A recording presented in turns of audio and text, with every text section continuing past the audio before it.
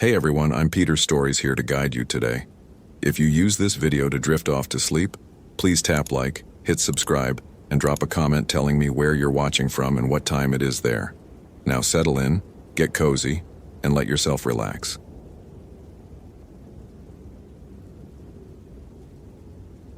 The barometric pressure readings made no sense. Stephen Torres had been staring at the data for 20 minutes, cross-referencing 3 different weather stations, and the numbers refused to reconcile themselves with physical reality. According to the National Weather Service station at Lake Quinault, atmospheric pressure had held steady at 30.12 inches of mercury throughout the previous 72 hours. The portable units he'd installed along the Hoh River Trail told the same story, except for Station 4, positioned at mile marker 8.3, which reported a consistent 27.89 inches. That kind of pressure differential didn't exist in nature, not without a hurricane, and there hadn't been so much as a strong breeze in the Olympic National Park for the past week. Stephen pulled up the maintenance logs on his laptop, searching for equipment malfunction reports. Station 4 was a Davis Vantage Pro 2, less than 8 months old, calibrated in April with 0 drift noted during the last 3 check-ins. He'd installed it himself, mounted on a western hemlock 50 yards from the trail, high enough to avoid vandalism but accessible enough for monthly servicing. The unit transmitted data every 15 minutes via a Motorola mesh network that had proven bulletproof in 2 years of operation. The coffee in his thermos had gone cold. Outside the ranger station window, October rain fell in gray sheets across the Hoh rainforest, turning the moss-draped trees into watercolor smudges. Stephen had spent 6 years as the park's climatology specialist, building a network of sensors that tracked weather patterns with precision that made the university researchers jealous. His data fed into regional climate models. His forecasts had a 93% accuracy rate. He did not make mistakes, and his equipment did not lie. But Station 4 was lying, or the laws of physics were temporarily suspended at mile marker 8.3. He opened a new window and pulled up the incident reports from the past 3 months. Something he'd been avoiding since the call came in that morning about Kayla Morrison. 26 years old, experienced hiker, last seen on the Hoh River Trail 3 days ago. Her car was still in the parking lot, registration current, no signs of trouble. Standard missing person case, except Stephen had started noticing a pattern. July 19th. Douglas Brennan, 52, disappeared near mile marker 8. Found 2 days later, hypothermic and incoherent, claiming the trail had moved on him. August 3rd, Nina Volkov, 34, missing for 18 hours near mile marker 7.5, located by SR team in a state of severe dehydration, unable to explain how she'd ended up 4 miles off trail despite carrying a Garmin GPS Map 64. August 29th. Twins Marcus and Gabriel Ortiz, both 16, rescued after spending a night walking in circles around mile marker 9. Both insisted their compass had been working fine. September 14th, Kayla Morrison's boyfriend James Peterson, found unconscious near the same area. Released from the hospital with a diagnosis of exhaustion, but Stephen had read the EMT notes. Peterson's core temperature had been 94, 2 degrees Fahrenheit despite mild weather, and he'd had bark embedded under his fingernails as if he'd been clawing at trees. Now Kayla was gone, and Stephen's weather station was reporting impossible data from the exact center of what was starting to look less like a coincidence cluster and more like a kill zone.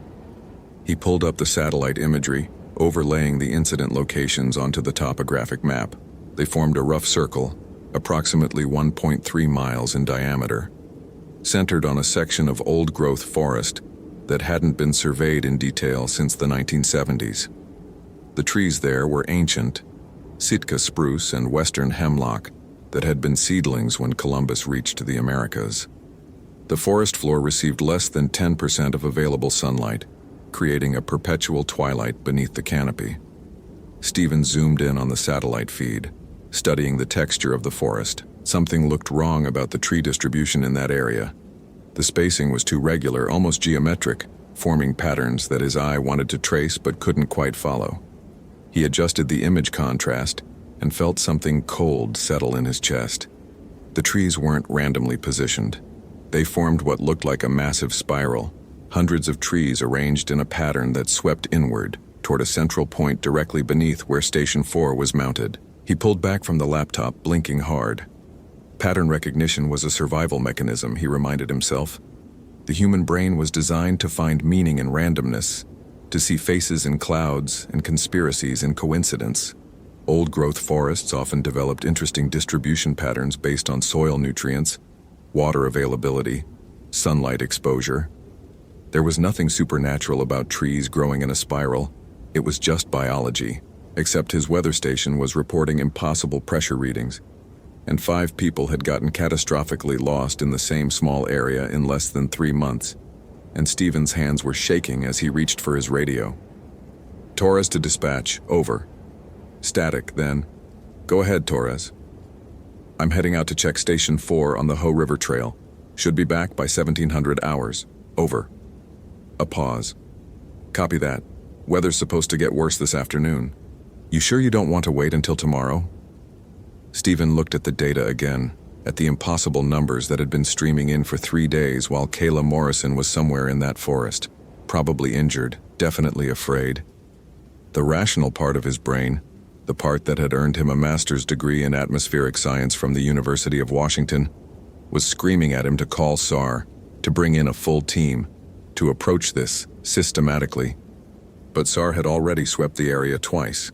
They'd found nothing, and Stephen's weather station kept transmitting data that couldn't exist, and something was wrong with the trees in that forest, and he needed to see it for himself before he went to the park superintendent with a theory that would make him sound insane. Negative, dispatch. Need to check the equipment before the university team arrives next week. Torres out. He packed his field kit with mechanical precision, pushing away the tremor in his fingers.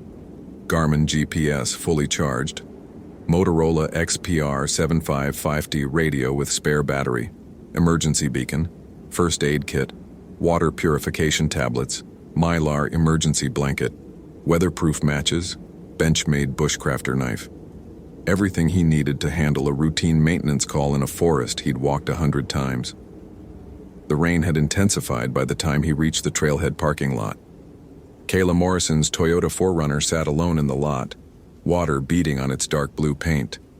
Stephen pulled on his rain gear and cinched the hood tight, then spent 5 minutes programming waypoints into his GPS. The device's screen glowed reassuringly, showing his position with satellite-confirmed accuracy within 3 meters. The Ho River Trail began as a well-maintained path through temperate rainforest, the kind of scenery that ended up on postcards and tourism websites. Massive trees dripped with club moss and ferns, their trunks wider than Stephen was tall. The sound of rain on leaves created a susurrus that drowned out everything else. Footsteps, breathing, thoughts. He'd always found the forest peaceful, a living cathedral where science and beauty intersected perfectly.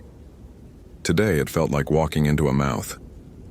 Stephen checked his GPS every few minutes, confirming his position against the known trail coordinates. The device worked flawlessly, tracking his progress with comforting precision. Mile marker 1. Mile marker 2. The trail wound through stands of cedar and hemlock, crossing small streams on wooden bridges that park maintenance kept in good repair. Everything was exactly as it should be. At mile marker 3, he noticed the moss. It took him a moment to identify what had caught his attention. Stephen had studied the vegetation patterns in this forest extensively. His thesis had included a comprehensive survey of epiphyte distribution. He knew that club moss typically grew on the northern and western sides of trees, following the prevailing wind patterns that brought moisture from the Pacific. But here, for about 50 yards of trail, the moss grew only on the eastern sides of the trunks, as if the wind had reversed direction for this small section of forest.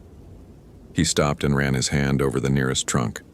The moss was thick and healthy, unmistakably thriving despite its wrong-sided orientation.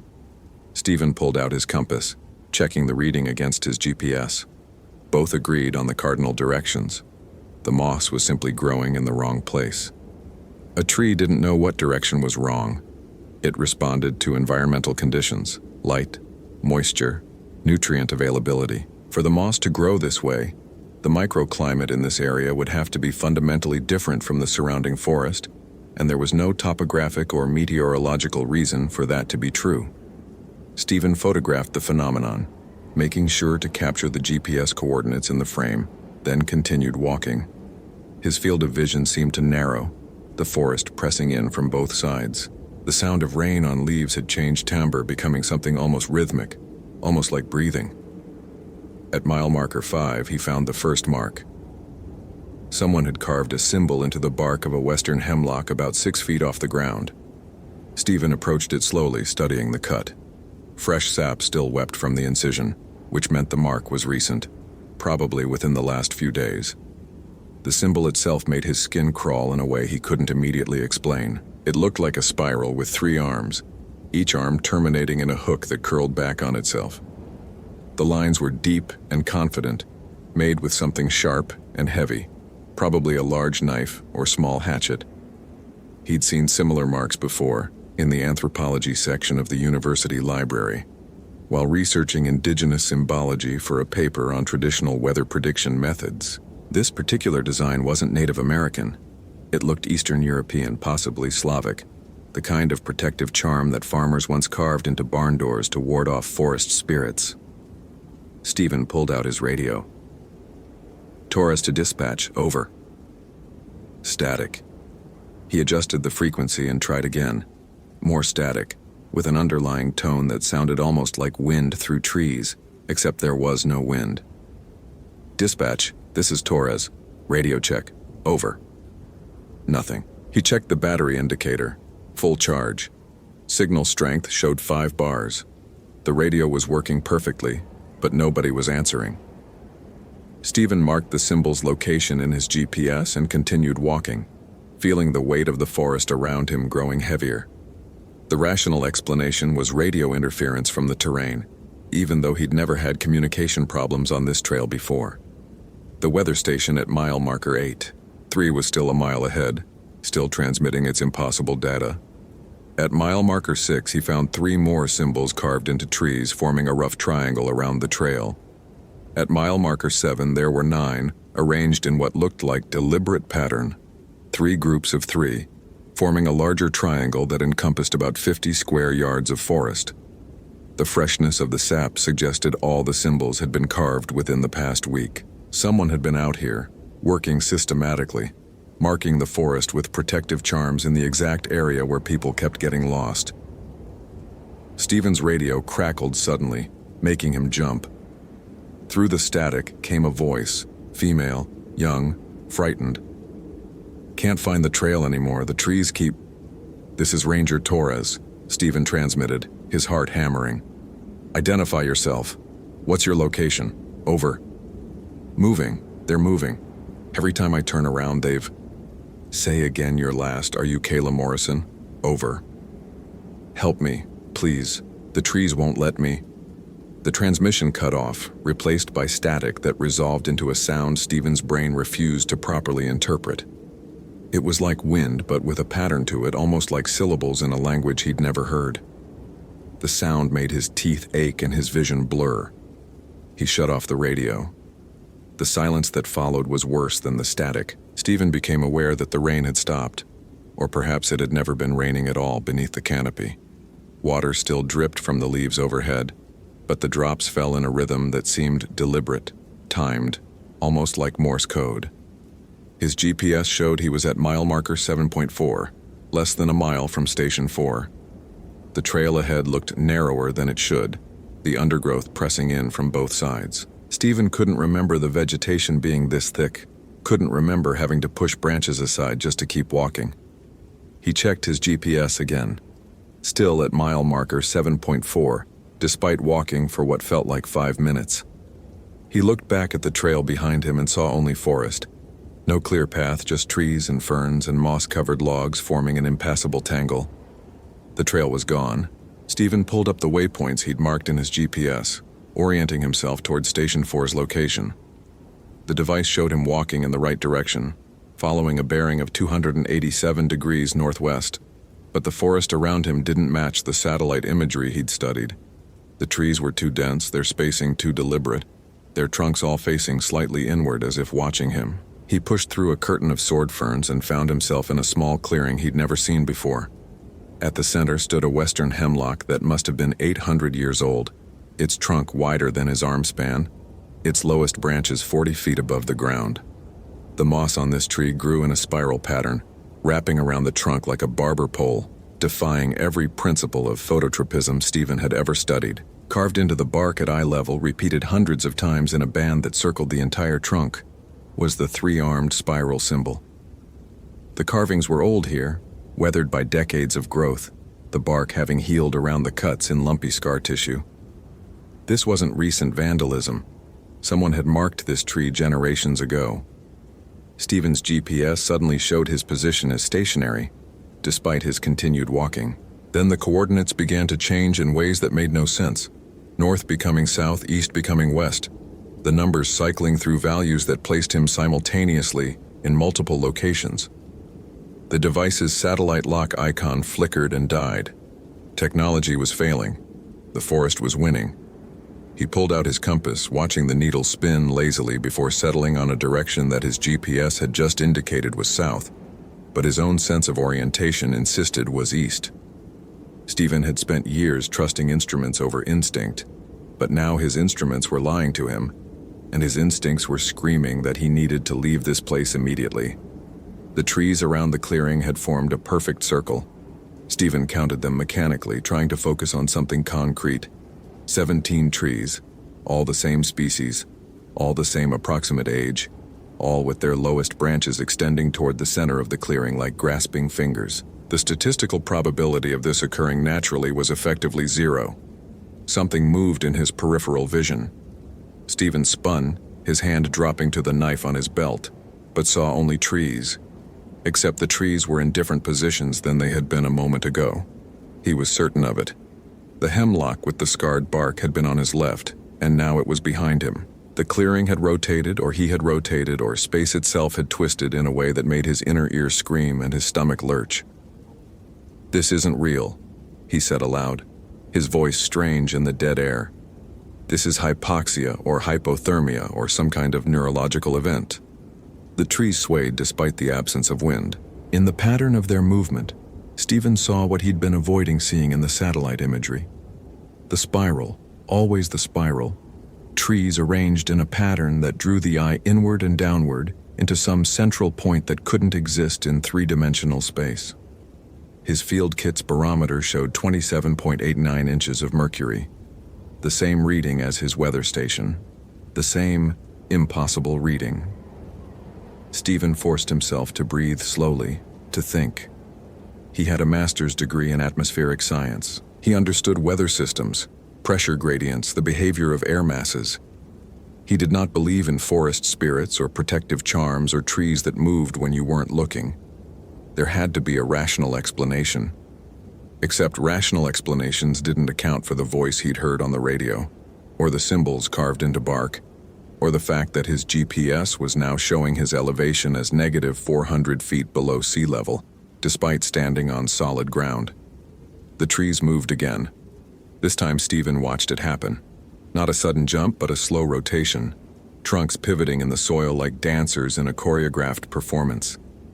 They were closing in, narrowing the circle, and Stephen realized with absolute clarity that if he stayed in this clearing much longer, the circle would contract to a point and he would simply cease to exist in any meaningful way. He ran. The forest resisted. Branches caught at his clothing. Roots appeared beneath his feet. Ferns whipped across his face with enough force to draw blood. Stephen crashed through the undergrowth, no longer caring about direction or GPS coordinates or maintaining proper search and rescue protocols. His only goal was motion, was getting away from the clearing with the impossible tree and its spiral of scar tissue. He emerged onto what looked like the trail, except the trail was different now. The packed earth had been replaced by soft moss that muffled his footsteps. The trees on either side had trunks that curved inward, forming a tunnel that seemed to recede infinitely into the distance. Stephen's radio crackled again, and this time the voice was clear. "You shouldn't be here," Kayla Morrison said. "This place doesn't want you here." "Where are you?" Stephen demanded, spinning in a circle, seeing no one. "Kayla, What's your position? I'm where I've always been. Where we've all been. The Leshy keeps us. The what? The Guardian. The Leshy. It has 100 names in 100 languages. The old woman from Forks tried to warn me. She said her grandmother remembered the stories. Settlers from Siberia who came to work the timber camps, they knew about the guardians of the old forests. They carved the marks to ask permission, to show respect. But I didn't understand. I just thought she was a crazy old woman telling fairy tales. Stephen's hands were shaking so badly he nearly dropped the radio. Kayla, none of that is real. You're experiencing severe disorientation, possibly hypothermia. Stay where you are and keep talking. I can triangulate your position from the radio signal. Laughter, high and strained. You still think your science matters here? You still think your instruments can measure what's happening? How long have you been walking, Ranger Torres? 2 hours? 3? Stephen checked his watch. The digital display showed 2:47 p.m., which meant he'd been on the trail for almost 4 hours despite his subjective sense that only 90 minutes had passed. Except his watch had said 2:47 p.m. 15 minutes ago. Time was malfunctioning along with space. The Leshy controls the forest, Kayla continued, her voice drifting in and out like a poorly tuned station. It can make paths appear and disappear. It can make you walk in circles forever, always seeing the same trees, always thinking you're making progress. It feeds on the confusion, the fear, the slow realization that you're never leaving. That's not... Stephen stopped himself. What could he say? That it wasn't real? He was standing in a forest where trees moved and compasses lied and time ran backward. Reality had become negotiable. There's a way out, Kayla said, her voice dropping to a whisper. But you have to give it something. Give what something? The forest wants to know you understand, that you respect its age, its power. You have to make an offering. Stephen laughed, a sound that came out more like a sob. I'm not performing some kind of primitive ritual. I'm a scientist. So was I, Kayla said. I had a PhD in ecology from Oregon State. I spent 3 years studying old-growth forest dynamics. I knew everything about these trees, their root systems, their nutrient cycling, their competition for light. I knew everything except what they really were. What are they? Silence on the radio, long enough that Stephen thought the connection had been lost.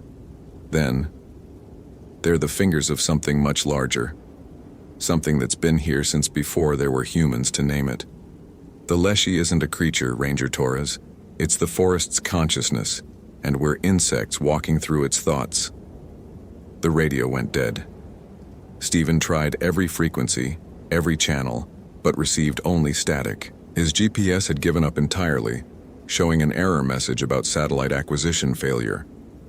The compass needle spun slowly, completing a full rotation every 30 seconds. He was alone with no working navigation equipment in a forest that was actively hostile to his presence, and the only person who seemed to understand what was happening had just told him he needed to make an offering to an ancient Slavic forest spirit that couldn't possibly exist. Stephen closed his eyes and tried to remember his training. When all technology failed, you relied on natural navigation, the sun's position, the growth patterns of moss, the flow of water. He opened his eyes and looked up, searching for the sun through the canopy. The trees overhead had woven their branches together, forming a lattice so dense that no light penetrated. The forest floor existed in permanent twilight, a green gloom that made depth perception impossible. Stephen couldn't tell if the hemlock 20 feet ahead was actually 20 feet away or 200. Water. He could follow water downhill, which would eventually lead him to the Hoh River, which followed a known course back to the ranger station. Stephen listened for the sound of running water and heard it immediately, a stream burbling somewhere to his left. He pushed through the undergrowth toward the sound. The stream was flowing uphill. Stephen stood on its bank watching water defy gravity, flowing from low ground to high ground with perfect consistency. He knelt and put his hand in the flow, feeling the water move against his palm, cold and real and absolutely impossible. "You're starting to understand," said a voice behind him. Stephen whirled, his knife in his hand, before he'd consciously decided to draw it. The man standing 10 feet away looked to be in his 70s, wearing clothes that might have been contemporary 50 years ago. Wool trousers, a flannel shirt, suspenders. His face was weathered like tree bark, and his eyes were the color of moss. "Who are you?" Stephen demanded. "Does it matter?" The old man smiled, revealing teeth that seemed too numerous, packed too tightly in his mouth. "You came to check your weather station, the one that reports pressure readings that shouldn't exist. Did you ever wonder why the pressure is so low in this area?" "Equipment malfunction," Stephen said automatically, though he no longer believed it. "The Leshy breathes," the old man said. In and out, in and out. A cycle measured in decades. Right now, it's inhaling, drawing everything inward. Your barometer measures that breath. That's not how atmospheric pressure works. Are you certain? The old man took a step closer. His feet made no sound on the forest floor, left no impressions in the moss. You've built a career on certainty, on measurement, on the belief that nature follows laws you can quantify. But laws are human constructs, Ranger Torres. Nature predates law. It predates consciousness itself, at least consciousness as you understand it. Stephen backed away, keeping the knife between himself and the old man. You're not real. You're a hallucination caused by hypoxia or hypothermia or some kind of environmental toxin. I'm as real as you allow me to be. The old man's smile widened. The Leshy takes many forms. Sometimes it's a voice in the trees. Sometimes it's the trees themselves. Sometimes it's an old man who worked these forests when your grandfather was young. The form doesn't matter. The message does. What message? You don't belong here. Your science, your instruments, your certainty, they're intrusions on something ancient and vast and utterly indifferent to human understanding. The forest tolerates your presence when you stay on the paths, when you take your samples and measurements and leave. But you've come too deep, stayed too long. You've tried to measure what cannot be measured. Stephen's back hit a tree. He hadn't realized he'd been retreating. The bark pressed against his spine, rough and solid and real. Where's Kayla Morrison? Where she chose to be. Where everyone who enters the Leshy's heart must eventually choose to be. Part of the forest or apart from it. That's not an answer. It's the only answer I can give. The Leshy doesn't think in terms of location or time. It thinks in terms of belonging. Your friend understood that eventually. She stopped fighting. She accepted. She became. The old man's outline was starting to blur, his features running like watercolors in rain. Stephen blinked hard, trying to clear his vision, but the dissolution continued. Within seconds, what had been a man was just a column of moss and bark, just another tree in a forest of trees. And Stephen couldn't remember why he'd been afraid. His field kit's emergency beacon was still functional. Stephen pulled it out with numb fingers, staring at the device that would transmit his position to any search and rescue team within 100 miles. All he had to do was activate it, and within a few hours he'd be extracted. He'd be safe. But Kayla would still be out here, and Douglas Brennan, and Nina Volkov, and the Ortiz twins, and all the others who'd gotten lost in this spiral of ancient trees. Stephen had come out here to investigate, to apply his scientific training to a problem that defied scientific explanation, and he'd failed completely. He was going to die in this forest unless he accepted what the old man had said, that some things existed beyond measurement, beyond law, beyond human comprehension. Stephen looked at the emergency beacon for a long moment, then clipped it back onto his belt without activating it. Instead, he pulled out his knife and approached the nearest hemlock. The blade was sharp, designed for survival situations, capable of cutting through rope or processing firewood. He pressed the tip against the bark and began to carve. The three-armed spiral came easily, his hand following a pattern it shouldn't have known. As he worked, Stephen spoke aloud, words that felt like translation from some older language. I acknowledge your age. I acknowledge your power. I acknowledge my insignificance in the face of what cannot be measured. The knife bit deep, sap welling like blood. Stephen completed the spiral and added his own modification, his initials small and humble at the bottom of the symbol. Not a claim of ownership or mastery, but a recognition that he had been here, that he had learned. The forest sighed. It was an actual sound, a rustling that moved through every branch and leaf. a wind that touched Stephen's face despite the absolute stillness of the air. His compass needle stopped spinning and pointed north. His GPS flickered back to life, showing his position with satellite-confirmed accuracy. The trail reappeared clear and unmistakable, leading back the way he'd come. Stephen looked at the symbol he'd carved, then at the forest around him. The trees no longer seemed hostile. They were simply trees, ancient and patient and utterly unconcerned with human categories of possible and impossible. He'd spent his career measuring the forest, quantifying it, reducing it to data points and statistical models. He'd never considered that the forest might be measuring him in return. His radio crackled. "Torres, this is dispatch. We've been trying to reach you for 2 hours. What's your status?" "Over." Stephen lifted the radio, his voice surprisingly steady. "Torres here. I'm at mile marker 8.3. The weather station is functioning correctly. No equipment malfunction. Over." "Copy that. Are you heading back now?" He looked deeper into the forest toward where the trees formed their spiral pattern, toward where Kayla Morrison was either dead or transformed, or existing in some state beyond human definition. Stephen could activate his emergency beacon.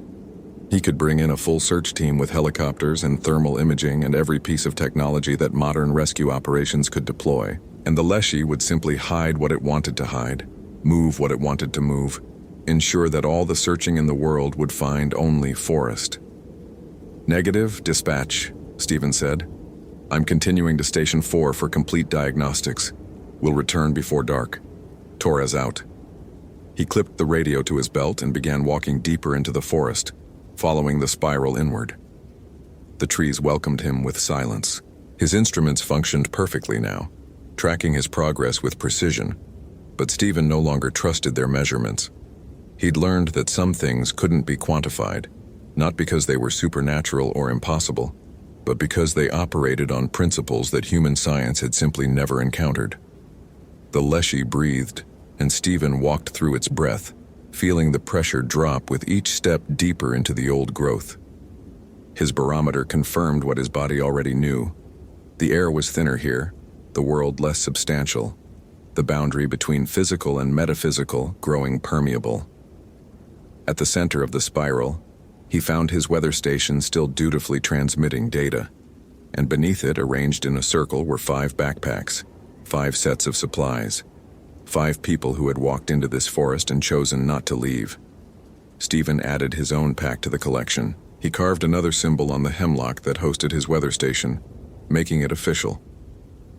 Then he continued walking, following a path that appeared with each step and disappeared behind him, leading him deeper into a forest that was simultaneously located in Olympic National Park and in some older, stranger place that had existed before maps were drawn. His last conscious thought as the trees closed around him was that his weather data would continue transmitting, would continue showing impossible readings, and some future ranger would eventually come to investigate.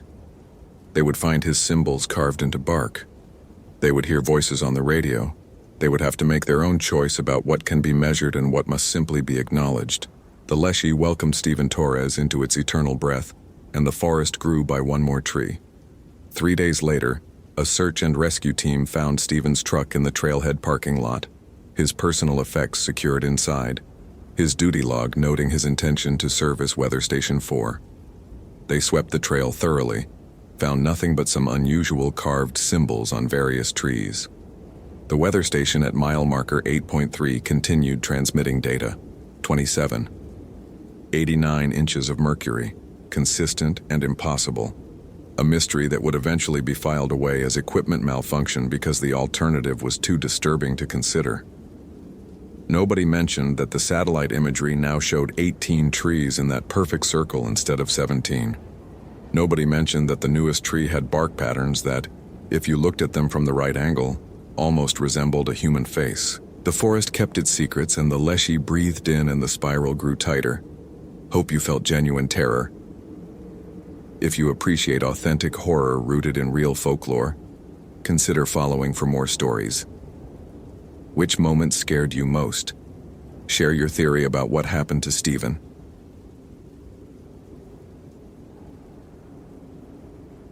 Robert Fitzgerald had mapped 17 disappearances before he noticed the trees. Not their locations, those were already plotted in his GIS software, red pins scattered across the Hoh rainforest like drops of blood on moss. It was their orientation that made his coffee go cold. Every Sitka spruce within 100 yards of each disappearance site leaned 15 degrees southeast. Every single one. In a forest where wind patterns, soil composition, and drainage should create random growth variations, 17 separate locations showed identical angular deviation. The statistical probability hovered somewhere near impossible. Robert had spent 8 years as a GIS analyst for the National Park Service, the last 3 stationed at Olympic. He'd built predictive models for landslides, tracked invasive species migration, and mapped every trail system in the park down to deer paths. He believed in data.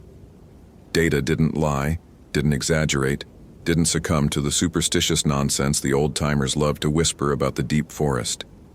But data was telling him something profoundly wrong was happening in the Hoh.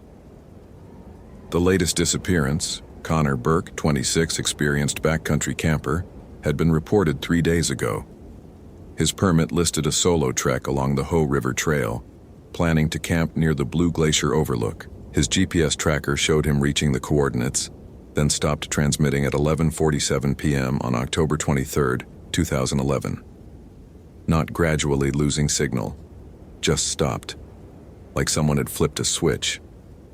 Robert pulled up the topographic overlay on his monitor.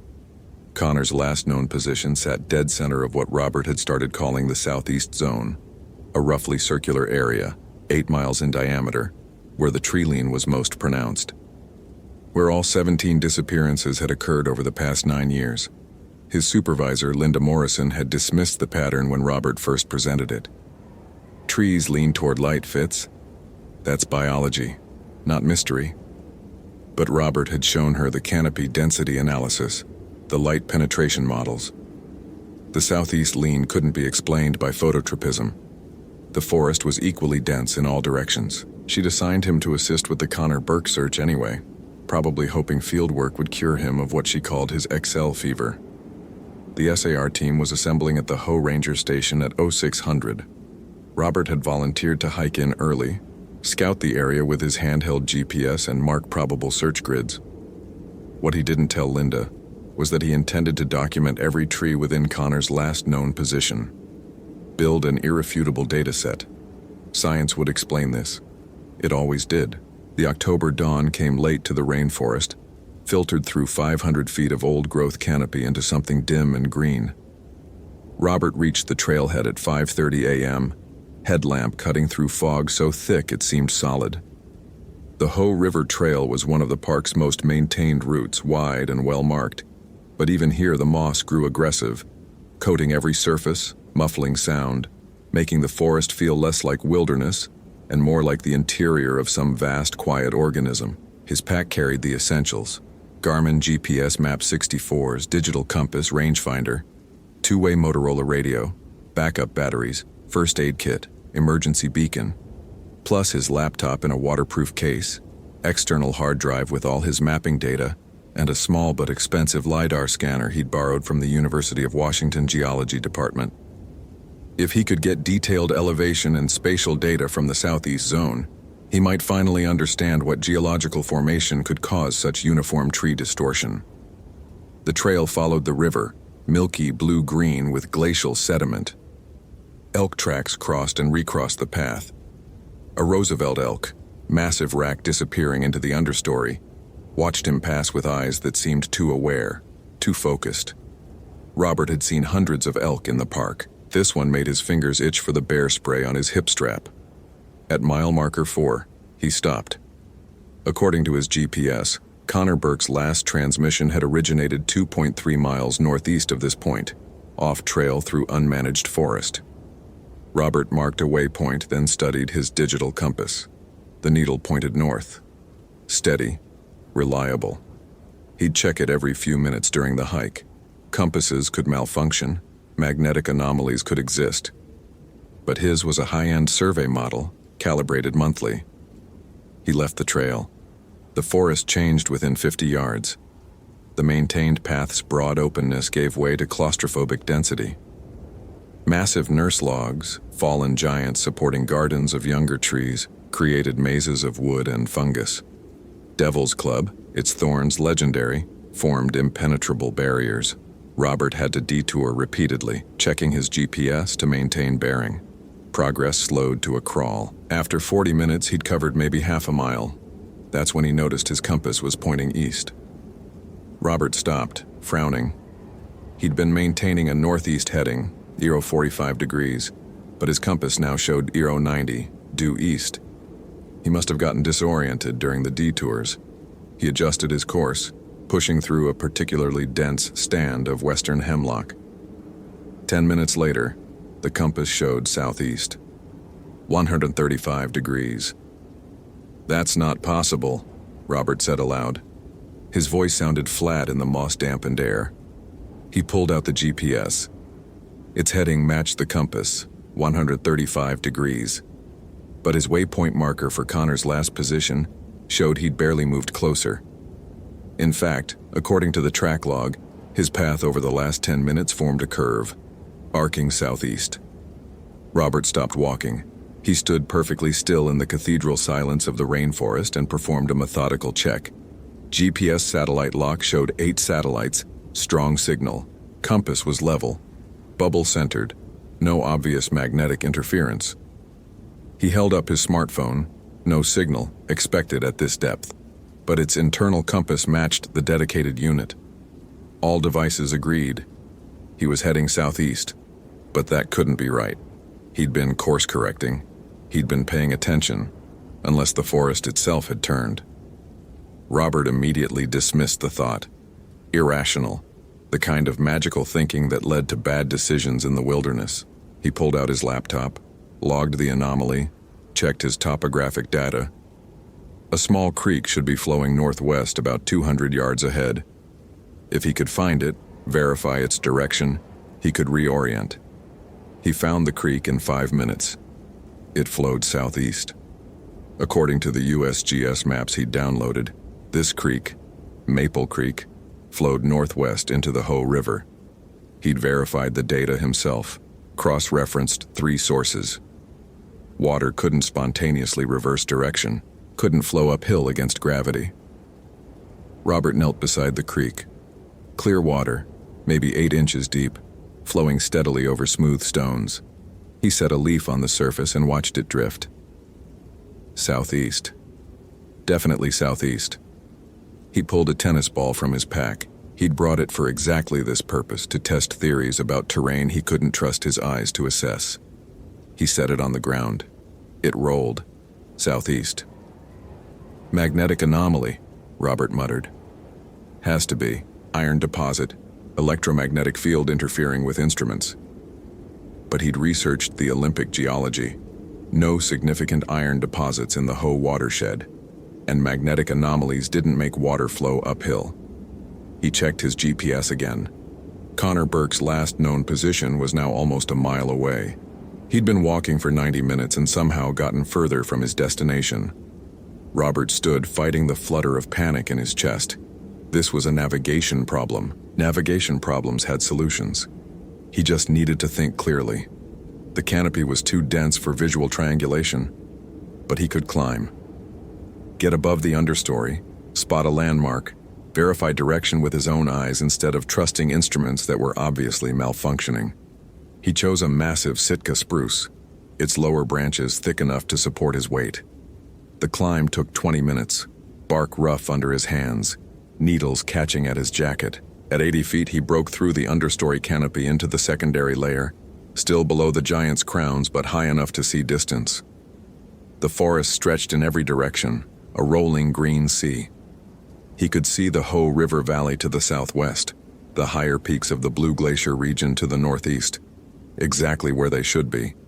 He pulled out binoculars, oriented himself. There, that ridge. He knew that ridge. It was south of Connor's position, which meant Connor's position was north, not northeast, not where his GPS said. Robert descended carefully, mind racing. Instrument malfunction was one thing. Complete failure across multiple independent systems was another.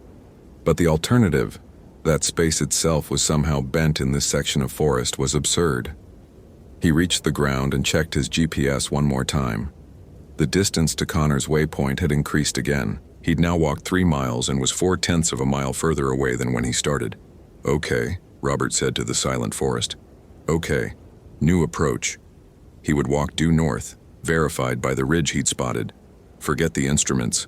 Use dead reckoning and the landscape itself. He'd done land navigation training. He could maintain a bearing. He walked north. The forest resisted. Not obviously, not dramatically. Just constant, small interferences. A fallen log blocked his path, forcing a detour around. The detour led to a ravine too steep to cross, requiring another detour. That detour ended at an impassable wall of Devil's Club. Each obstacle pushed him slightly off course. Each correction seemed logical at the time.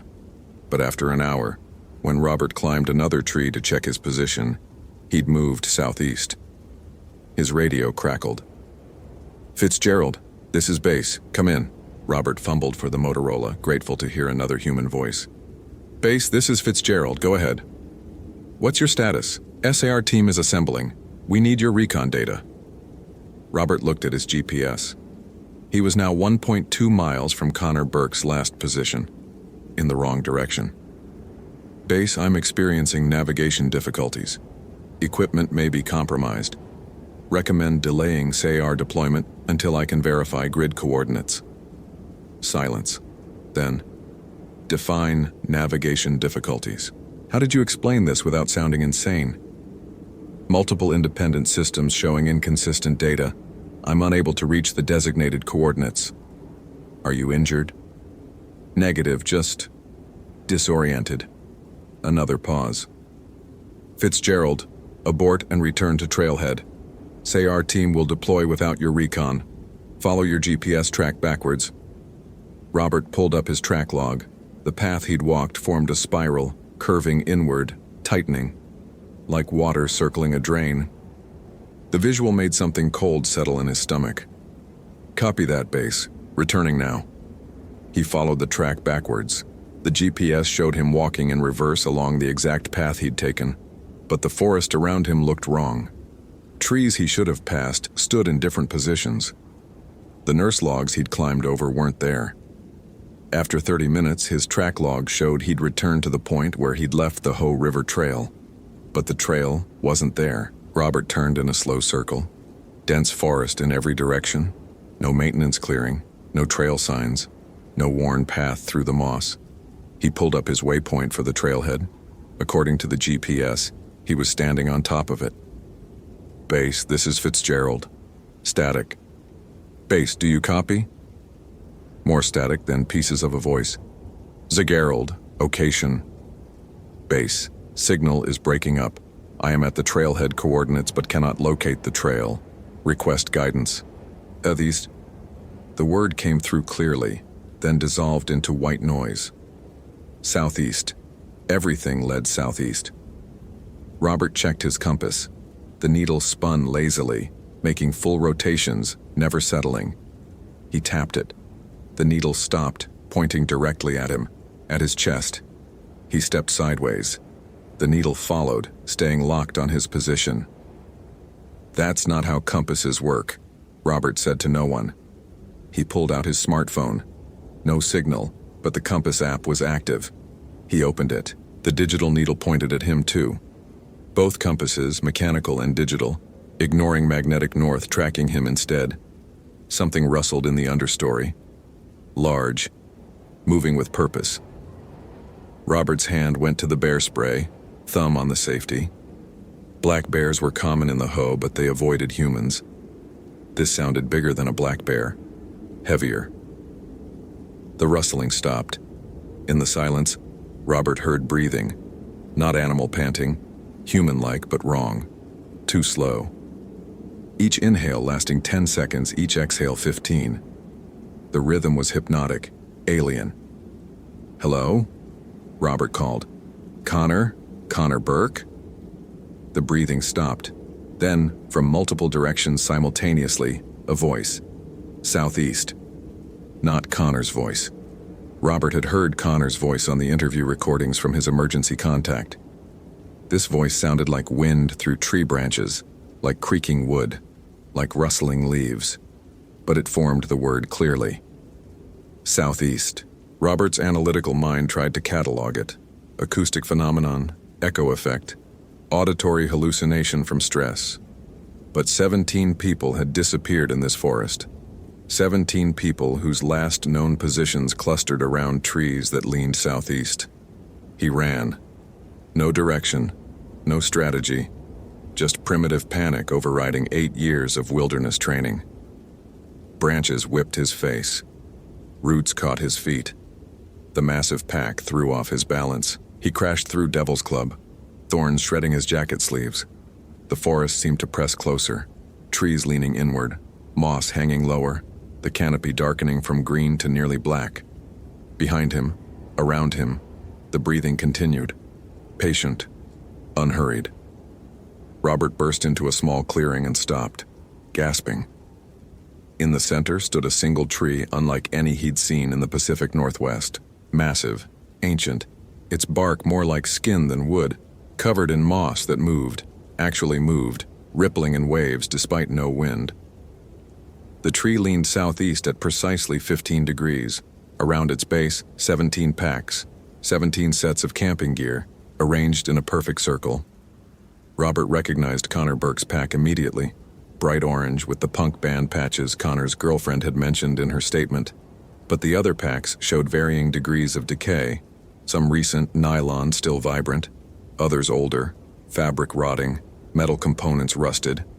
The oldest looked decades old, canvas turned to tatters, all 17, every missing person.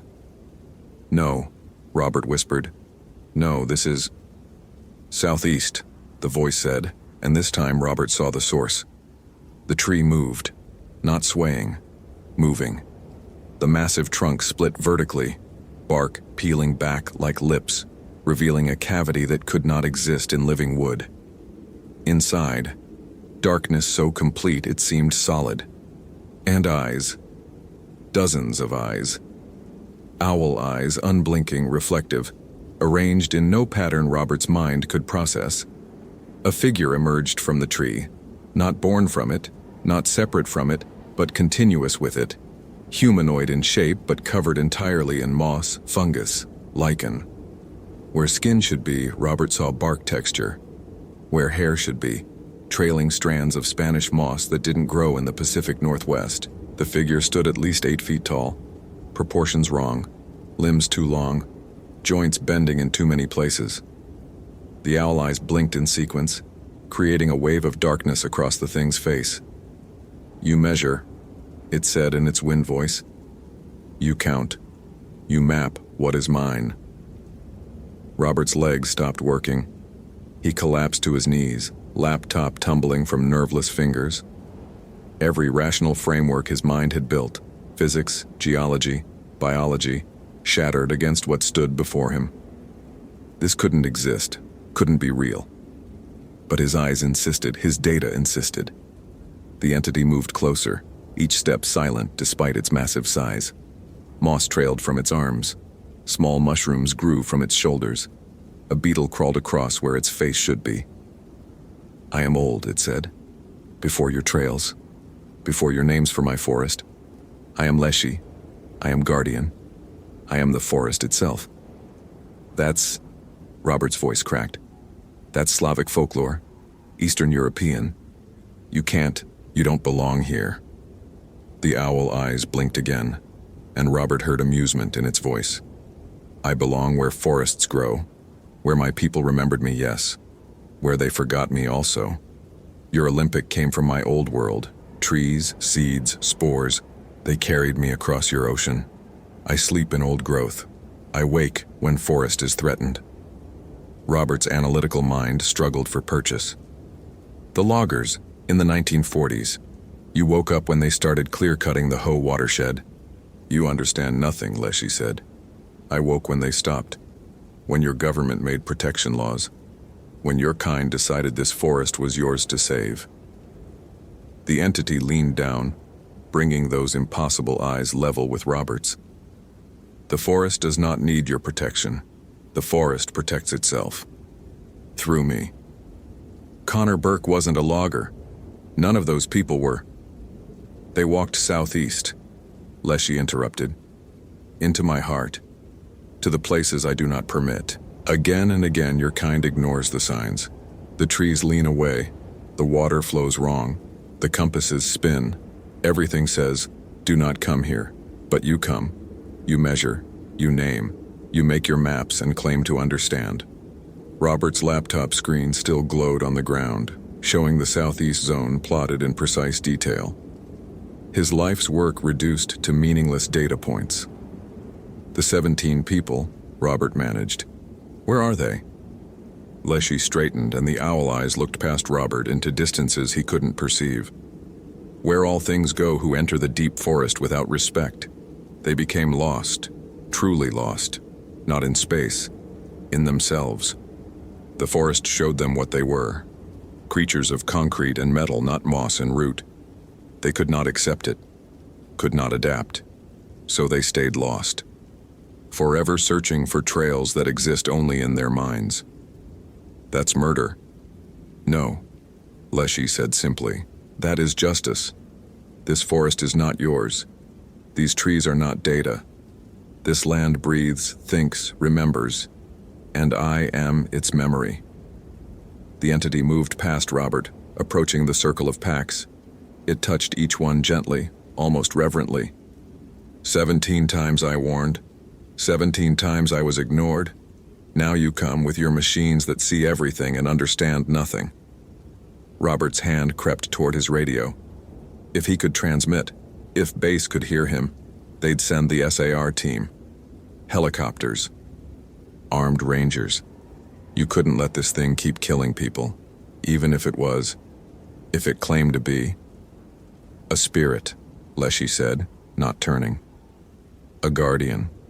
An ancient consciousness woven into root and branch. Names you would understand are too small for what I am. Robert's fingers closed on the radio. Slowly, quietly, he brought it to his mouth. The forest exploded with sound. Not animal calls, not wind, something older. The creak of growing wood amplified 1,000 times, the rustle of 1,000,000 leaves, the deep groan of continental plates shifting. Robert's ears popped, his vision swam. The radio crumbled to rust in his hand. Just disintegrated, plastic and metal corroding in seconds, leaving red-brown dust coating his palm. You will not bring more, Leshy said. You will not map this place for others to find. You will not reduce mystery to coordinates. The entity turned and Robert saw something in those owl eyes that might have been sadness. I do not want to make you lost. You see patterns. You seek truth. In another age, you might have been druid, shaman, one who speaks with forest. But your truth is numbers, cold, dead, and the forest is alive. Robert's mind raced. Negotiation, bargaining. There had to be a logical solution. What do you want? I'll delete the data. I'll tell them I found nothing. You will return, Leshy interrupted. With your eyes changed, you will tell them the forest is dangerous, that there are places humans should not go. Not because I forbid it, because the forest itself rejects your presence. The entity's moss-covered hand gestured to the circle of packs. You will tell them these 17 chose to disappear, walked away from their lives. Happens often in your world, yes? No mystery, no monster, just wilderness being wilderness. They'll never believe that. Not with no bodies, no evidence. They will believe, Leshy said, because the alternative is madness. Easier to think 17 people chose to vanish than to accept that something ancient claims this ground. The owl eyes blinked in their unsettling wave. You have 1 hour of daylight to walk. Every direction but southeast will take you to your trail. Your instruments will work. Your compass will point north. The forest will release you. And if I tell them the truth? Robert asked, though he already knew. Then you join the circle, Leshy said simply. And someone else will come to map your disappearance. The pattern continues. Or, The entity moved closer again. The pattern ends. You choose. Robert's laptop still glowed. Years of data, correlations, maps, evidence. Everything he'd need to prove something was wrong in the southeast zone. But proof of what? That Slavic forest spirits had migrated to the Pacific Northwest? That ancient consciousness inhabited old-growth trees? That some things couldn't be measured or mapped? His hands shook as he reached for the laptop. Leshy watched, silent. Robert opened the file manager, selected the Southeast Zone folder. 17 disappearances. 9 years of analysis. His cursor hovered over delete. Data doesn't lie, Robert whispered. No, Leshy agreed. But data is not truth, just shadows of truth. And some truths are not meant to be captured. Robert deleted the folder, then the backups, then formatted the external hard drive. Each click felt like erasing part of himself. When the laptop screen went dark, Leshy nodded slowly. Go now. The forest opens for you. This time. Robert stood on shaking legs. The clearing no longer seemed to press inward. The canopy had lightened slightly. Behind him, visible now through gaps in the trees, he could see a path. Not a trail, just a way through. Southeast. I can't... Robert turned back. Those 17 people, Connor Burke, he has family. They deserve... The forest keeps what enters without respect, Leshy said. This is not cruelty. This is boundary. This is the old law your kind forgot when you built your cities and mapped your wilderness. The entity's voice softened slightly. Tell the families their loved ones found peace. It is not truth, but it is truer than what they imagine. Robert started walking. His GPS powered on, showing the trail just 200 yards northwest. His compass needle pointed steady north. Everything worked perfectly, responding exactly as it should. As if the last 6 hours had been fever dream. Except his radio was rust on the ground behind him. Except his data was gone. Except he knew with the certainty of someone who'd looked into owl eyes older than human language, that the forest was not just alive, but aware. He reached the Hoh River Trail as dusk settled, the familiar maintenance clearing, the trail markers, the distant sound of the river. Everything normal, everything safe. Base would be furious about his extended absence, worried about equipment failure, demanding explanations. Robert would tell them he got disoriented. Equipment malfunction. No sign of Connor Burke in the search area. Terrain too difficult for SAR operations. Weather moving in. Standard wilderness rescue situation with a negative outcome. They'd scale back the search, eventually classify Connor as missing, presumed deceased. Add him to the statistics. National parks were dangerous. People disappeared. Happened every year. No mystery, no monster. Just wilderness being wilderness. Robert walked back to the ranger station as stars appeared between the trees. His hands had stopped shaking. His mind had started processing, categorizing, filing the experience into boxes labeled, "Do not open." But one thought followed him through the darkening forest. The trees still leaned southeast. In a circle 8 miles in diameter, every Sitka spruce pointed away from something at the center. Something old. Something that remembered when forests covered the world and humans were rare creatures at the edges. Too small to map or measure or matter. The data had been right. Just incomplete. Because some patterns couldn't be captured by GPS and GIS. Some patterns existed in dimensions instruments couldn't detect. Robert had found the truth, and the truth had made him lie. He reached the ranger station at 9:47 p.m. Linda Morrison was waiting, relief and anger mixing on her face. "Fitzgerald, what the hell happened? We had SAR ready to go looking for you." "Equipment failure," Robert said. His voice sounded distant to his own ears. "Navigation instruments malfunctioned. I got disoriented in the southeast zone. Couldn't locate Connor Burke's last known position. Terrain is too dangerous for SAR deployment." Linda studied him. "You look like hell. You see something out there?" Robert thought of owl eyes blinking in sequence. of moss-covered limbs that moved with impossible grace, of 17 packs arranged in a perfect circle around a tree that was more than a tree. "Just forest," he said, "just the hoe being the hoe." Linda seemed to accept this. "Get some sleep. We'll debrief in the morning." Scaleback Connor Burke searched to trail-accessible areas only. Robert nodded and walked to his quarters. He didn't sleep. He sat at his desk, personal laptop open, and began deleting more files. His research into tree orientation patterns, his notes on disappearance clusters, his theories about the southeast zone, everything that might lead someone else to ask the questions he'd asked. Some patterns he now understood were warnings. The forest leaning away, water flowing wrong, compasses refusing to point true, not anomalies to be explained, but boundaries to be respected. By dawn, Robert Fitzgerald's career as a GIS analyst was effectively over. He couldn't map what he refused to acknowledge, couldn't analyze data he wouldn't collect. He submitted his resignation 2 weeks later, citing personal reasons.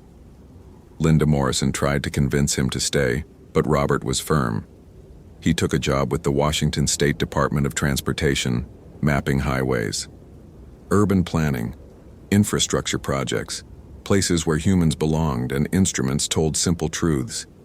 He never returned to Olympic National Park, never hiked the Hoh River Trail again, never spoke about the 6 hours he'd spent in the southeast zone. But sometimes late at night he'd pull up satellite imagery of the forest, zoom in on the region where Connor Burke had disappeared. The trees still showed in high resolution, their canopy patterns visible from space. And if you looked closely, really closely, you could see them leaning. Thousands of trees, all pointing away from a center that couldn't be mapped, couldn't be measured, couldn't be reduced to data points and GPS coordinates. The forest kept its secrets, and Robert kept his. Because some truths he'd learned were too large to fit in human comprehension. Some places remained wild not because humans allowed it, but because wildness itself refused to be tamed. And sometimes the only way to honor mystery was to leave it unmapped, unmeasured, unknown. The southeast zone still existed. Connor Burke was still missing. 16 others before him remained lost. And the Leshy, if that's what it was, if names even applied, still guarded the deep forest where old growth remembered a time before humanity's cartographic arrogance. Robert Fitzgerald had found the pattern. He just couldn't tell anyone what it meant. The forest itself was the pattern, and the pattern was alive. Hope you felt genuine terror. If you appreciate authentic horror rooted in real folklore, consider following for more stories. Which moment scared you most? Share your theory about what happened.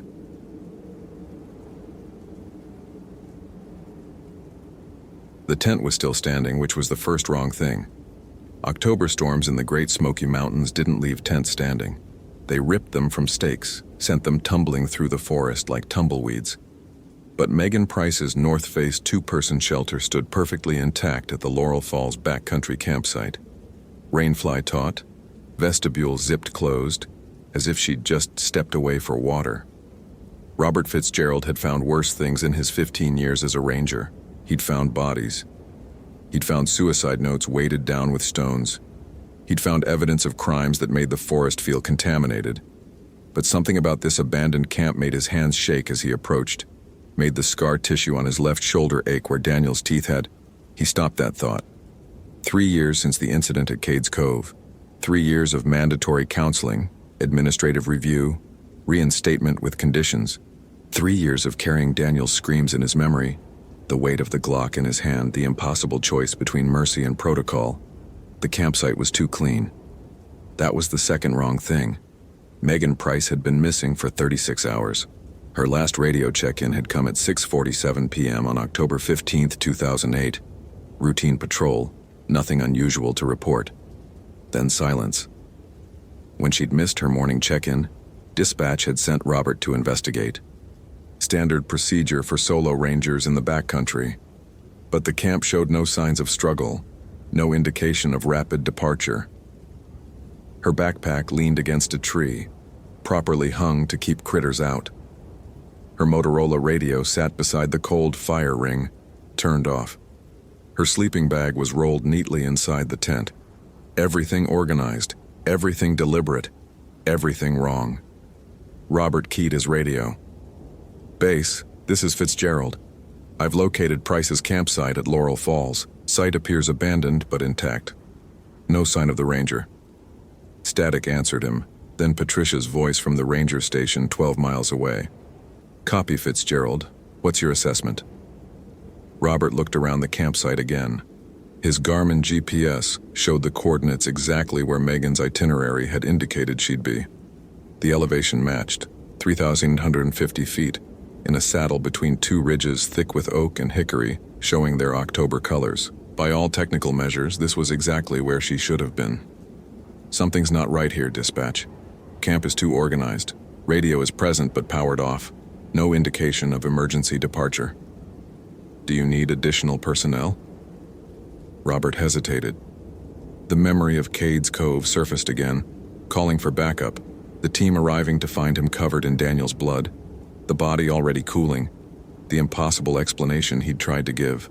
The review board had been sympathetic but firm. Ranger Fitzgerald experienced an acute stress reaction, leading to lethal force against a colleague exhibiting symptoms of rabies or drug-induced psychosis. Justified under emergency protocols, but mandatory counseling and fitness for duty evaluation required. They'd never found what took Daniel. The lab results had shown nothing, no rabies, no drugs, no infection that could explain the transformation Robert had witnessed. His partner of 7 years changing over 3 days from a rational man to something that moved wrong, smelled wrong, spoke in a voice layered with harmonics that shouldn't come from a human throat. "Negative on additional personnel," Robert said. "I'll conduct a radius search and report back." He approached the tent, noting details with the careful attention trauma had taught him.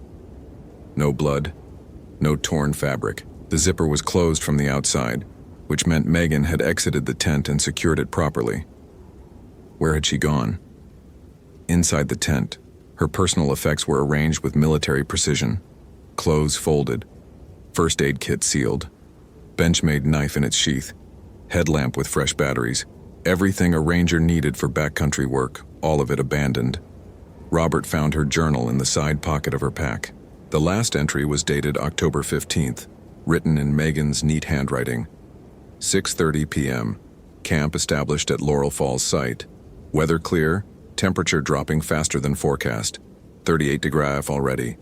Strange sounds from the northeast. Not wildlife I recognize. Sounds almost like someone calling, but the tone is wrong. Makes me think of wind chimes made of bones. We'll investigate at first light if it continues. Robert felt ice crystallize in his stomach. He knew those sounds. He'd heard them 3 years ago, the night before Daniel started changing. He pulled out his own field journal, flipping back to October 2005. His handwriting from that time was messier, urgent. Day 1. Daniel complaining of hunger, won't eat rations, says everything tastes like ash, keeps staring at the tree line, says he hears singing in Ojibwe but neither of us speak Ojibwe. Robert closed both journals, his hands trembling. The October air felt colder than 38 degrees. It felt like the temperature was dropping inward, cold radiating from some point in the forest, spreading outward like infection. He began a systematic search of the perimeter, moving in expanding circles from the campsite. Standard search protocol. But his hand kept drifting to the Glock 22 on his hip, 40 caliber rounds that hadn't stopped Daniel until the fourth shot. Center mass, the way training dictated but friendship screamed against. 50 yards northeast of camp he found the first tracks. Bare footprints in the soft earth, human-sized but wrong. The toes were too long, the stride too wide. They pressed deep into the ground despite the dryness of the soil, as if whatever made them weighed far more than human proportions suggested. Robert photographed them with his digital camera, a Nikon Coolpix that the NPS had issued 6 months ago. The photos would look like evidence in a report, but Robert knew what he was really doing, creating a record in case he didn't come back, documentation for whoever found his body. The tracks led deeper into the forest, away from established trails. Robert marked his route with survey tape, tying orange ribbons to trees every 50 feet.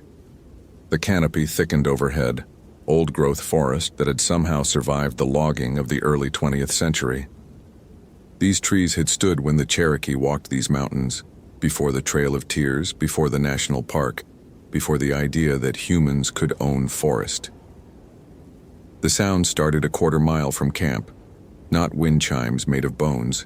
That had been Megan's poetic description. Robert heard them more literally, clicking and scraping, rhythmic but not musical, like fingernails drumming on wood in a pattern that suggested language but conveyed no meaning human ears could parse. His radio crackled. Patricia's voice came through, distorted. "Fitzgerald, we're receiving interference on your channel. Are you experiencing equipment malfunction?" Robert checked the radio. Full battery, strong signal indicator. "Negative, dispatch. Radio showing normal function on my end. Your transmission is breaking up. We're getting sounds that aren't voice." The clicking intensified. Robert realized with creeping horror that it was synchronized with his radio transmissions, as if something was intercepting the signal and adding its own sounds to the channel. "Base, I'm going radio silent until I complete the search. We'll report back in 1 hour." "Fitzgerald, that's not protocol. We need..." He turned off the radio. Protocol had failed Daniel. Protocol said rabies, said psychosis, said anything except what Robert had witnessed. His partner transforming into something that should not exist, something that the Ojibwe peoples had warned about for centuries before white settlers dismissed their stories as superstition. Wendigo. Daniel had whispered the word on the second day before speech became impossible, before his jaw distended and his teeth grew, and the hunger took everything human.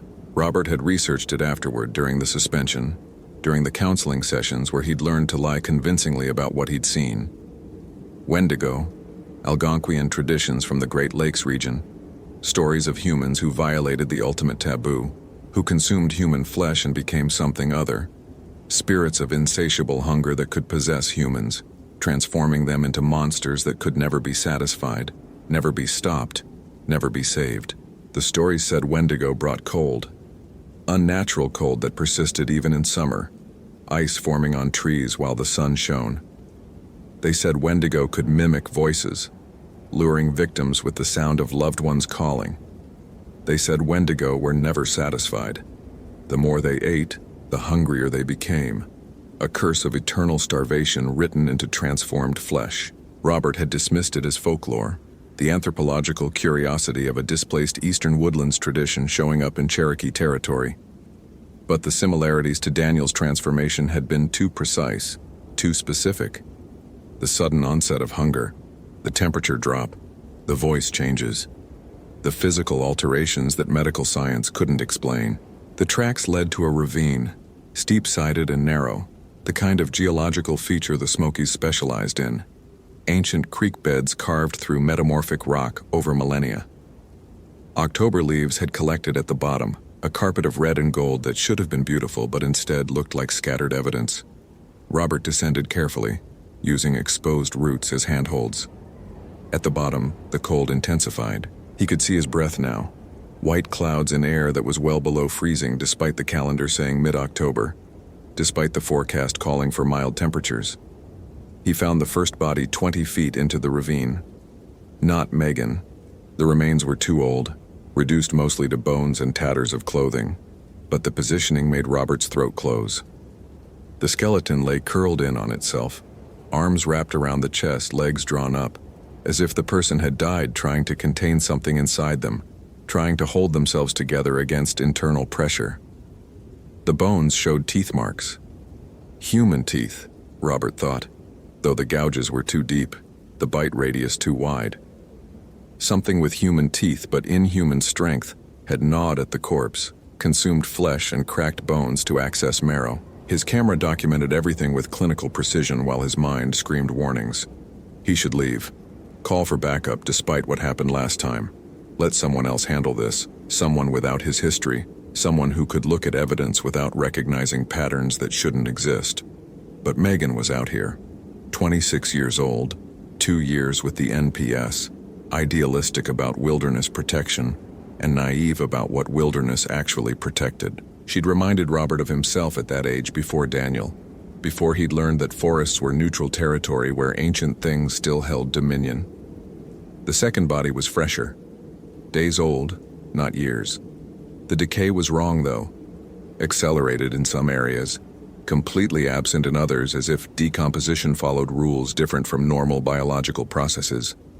The face was gone, consumed, but the ranger uniform was unmistakable. Megan Price. What remained of her? Robert knelt beside the body, professional training warring with nausea and grief. She'd been dead less than 24 hours based on rigor mortis patterns, which meant her last radio call had come when she was already... what? Already changing? Already lost? Her journal entry had been written at 6:30 p.m. Her last radio check was 6:47 p.m. 17 minutes between writing about strange sounds and making a routine transmission that revealed nothing. What had happened in those 17 minutes? Robert noticed her hands. The fingernails were gone, torn out or fallen off. The fingertips showed signs of rapid growth, calluses forming in hours that should take weeks, bone density increasing in ways that required months of adaptation. Her jaw looked dislocated, hanging at an angle that suggested the bone had been breaking and reforming, reshaping itself for a wider bite. She'd been transforming. Just like Daniel, the process had started but hadn't completed. Robert stood, scanning the ravine. The cold was intensifying, temperature dropping so fast he could feel ice crystals forming in his lungs. Somewhere in this geological wound, the source waited. The thing that had taken Daniel, the thing that had started taking Megan. He found it 30 yards further into the ravine, where the walls narrowed to barely 6 feet apart, and the autumn light died completely. It had been human once. Robert could see traces of that origin. The basic bipedal structure, the opposable thumbs, the skull shape that suggested mammalian ancestry. But the transformation had progressed far beyond what Daniel had reached, far beyond what Megan had started becoming. The thing was impossibly tall, 8 or 9 feet, but skeletal thin. Its skin had a gray-blue pallor, stretched tight over bones that jutted at wrong angles. The hands ended in fingers twice normal length, tipped with yellow nails like diseased claws. Its face was elongated, the lower jaw extended forward to accommodate teeth that filled the mouth in multiple rows, serrated and stained. But the worst part was the eyes. They held intelligence, recognition. The thing saw Robert and knew him, not as prey, but as witness, as someone who had already seen this before, already understood what stood before him. It spoke. The voice came from its throat, but seemed to originate from multiple sources simultaneously. Overlapping phonemes creating words in English, layered over sounds in languages Robert didn't know. Ojibwe maybe, or Cree, or other Algonquian languages from territories where this thing's legend had been born. You remember me. It wasn't a question. The thing knew that Robert recognized it, understood what it was, what it did, what it represented. Daniel? Robert's voice cracked. Impossible. Daniel was dead. 4 shots, center mass, confirmed by the coroner. Buried in a cemetery in Knoxville with his family present, closed casket because of what Robert had done to stop him. Daniel was food. The thing's jaw moved wrongly as it spoke, the lower mandible dropping too far, revealing the meat-stained teeth. Daniel. Fed. The hunger. But the hunger never ends. Robert's hand moved to his Glock without conscious thought. The weapon cleared the holster, rose to eye level, sight picture perfect despite his shaking hands. 40 caliber rounds that had stopped Daniel. 40 caliber rounds that probably wouldn't stop this. The Wendigo didn't react to the gun. It watched Robert with eyes that showed something like pity, like recognition of futility. You cannot kill hunger, it said in that layered voice. Hunger is not alive. Hunger just is. Robert's finger tightened on the trigger. Training said shoot. Experience said run.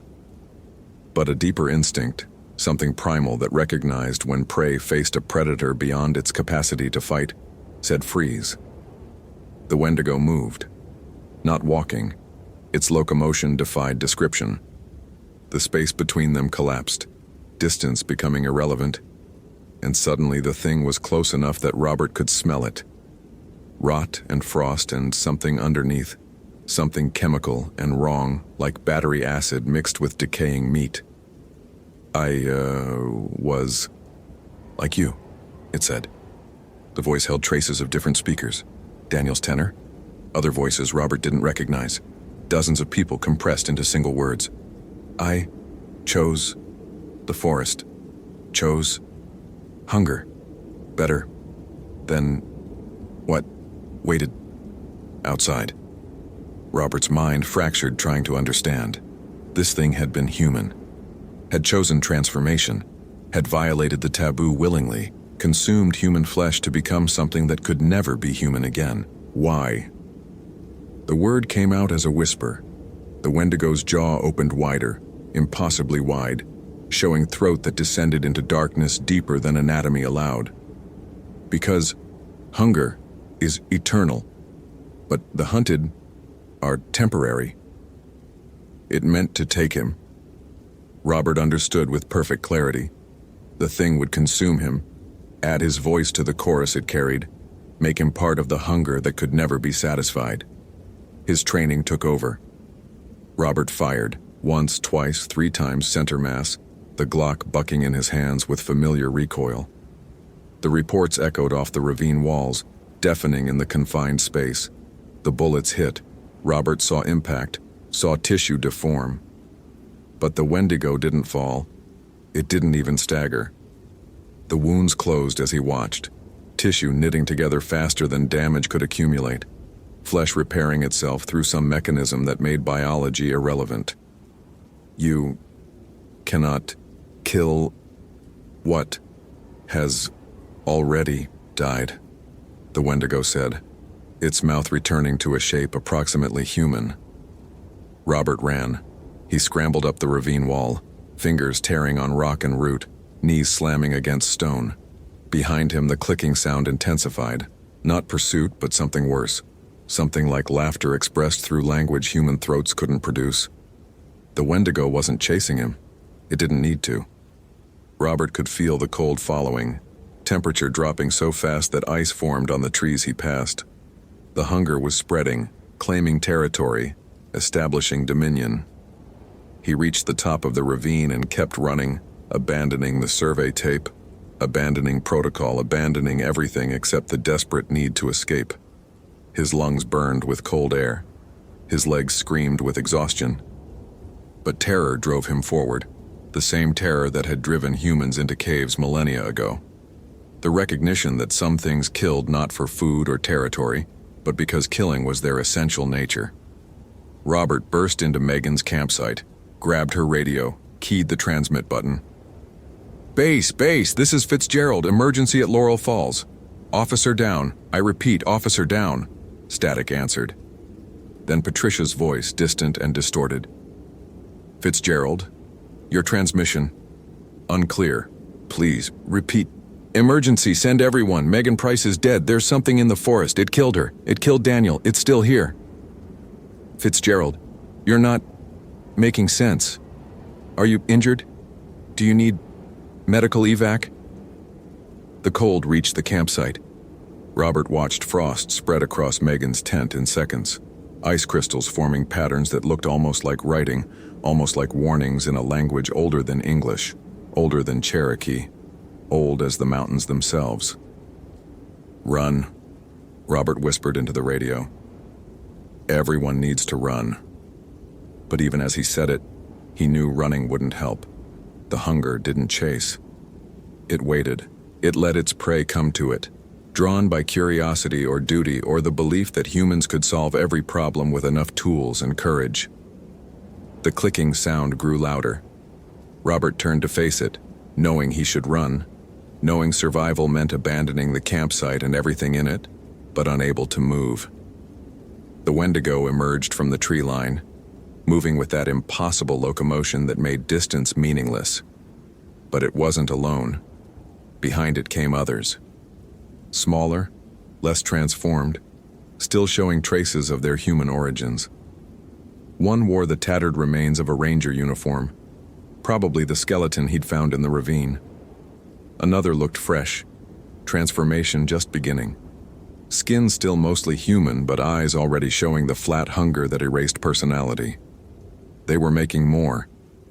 The Wendigo didn't just kill, it transformed, added to its pack, built a hierarchy of hunger that spread through the forest like infection through blood. Robert raised his Glock again. Useless against the lead creature, but maybe the others were still vulnerable, still close enough to human that bullets would matter. He fired at the nearest transformed human, 3 shots to the chest. It fell. Actually fell. The body hit the ground and stopped moving, staying down. The Wendigo tilted its head, that gesture almost human, almost curious. Then it spoke in a voice that was purely Daniel's, his partner's familiar tenor. "Robert, I'm sorry you have to see this, but you know there's only one way this ends." Robert's hands shook. Hearing Daniel's voice from that impossible mouth broke something inside him, shattered the careful compartmentalization he'd built during 3 years of therapy. "You're not Daniel," Robert said. "Part of me is. Part of me is everyone it's ever consumed. We're all still here, Robert. Still aware. Still hungry." The voice shifted, became Megan's. "It hurts so much. The hunger never stops. Please make it stop." Robert couldn't shoot. The weapon felt impossibly heavy. He'd killed Daniel once. He couldn't do it again, even knowing that what stood before him was just wearing Daniel's voice like stolen clothes. The Wendigo moved closer. The transformed humans circled the campsite, cutting off escape routes. The cold had become absolute, October vanishing into something that felt like deepest winter. "You have a choice," the thing said in a voice that combined all the speakers it had consumed. "Run and die slow. We'll find you. We always find them. Or accept transformation. Join us. The hunger is terrible, but it's better than the alternative." What alternative? The Wendigo's jaw dropped into that impossible gape, revealing the darkness inside. Being the hungry. Robert understood then. The thing wasn't just describing its condition, it was offering an escape. Become the predator instead of the prey. Join the hierarchy of consumption. Let the hunger erase everything that made him Robert Fitzgerald, every memory that caused pain, every choice that haunted him. It would be easier. So much easier than carrying Daniel's death, carrying the knowledge of what existed in the forest, carrying the weight of being a witness to things his training said were impossible. His finger relaxed on the trigger. Then his radio crackled. Patricia's voice came through clearly for the first time. "Fitzgerald, we have a helicopter en route to your position. ETA 15 minutes. Can you maintain position?" The sound of a human voice, normal and concerned and ignorant of horror, snapped something back into place. Robert keyed the radio. "Negative. Falling back to Trail Junction Beta. We'll meet evac there." He didn't wait for response. He ran, firing behind him as he moved, not aiming, just creating chaos, buying seconds.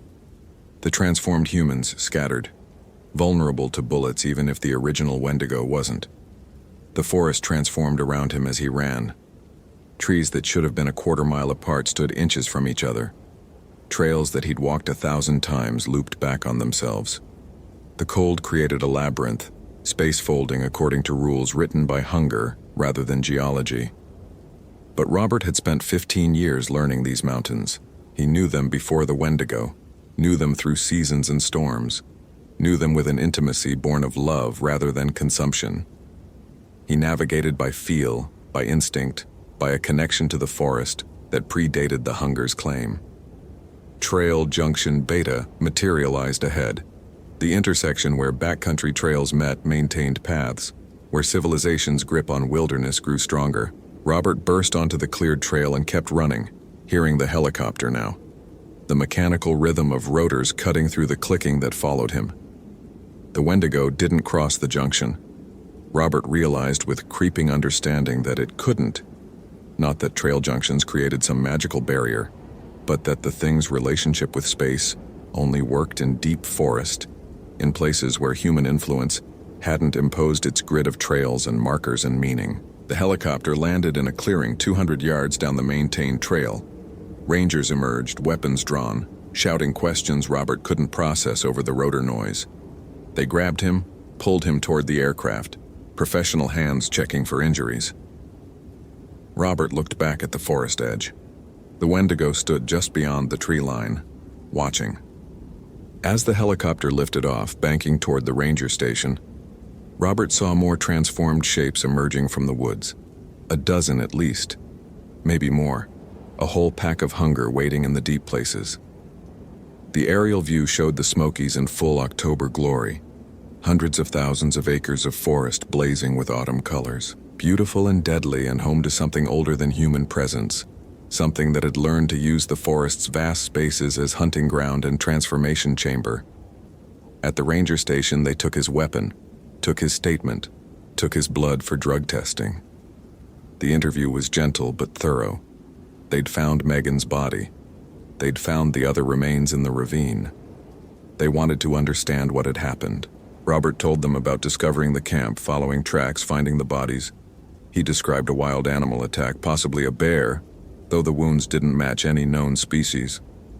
He said the cold had disoriented him, made him panic, made him imagine things that couldn't exist. The investigators were sympathetic. They'd read his file, knew about Daniel, understood he was traumatized. They recommended medical leave, more counseling, evaluation before return to duty. Robert agreed to everything.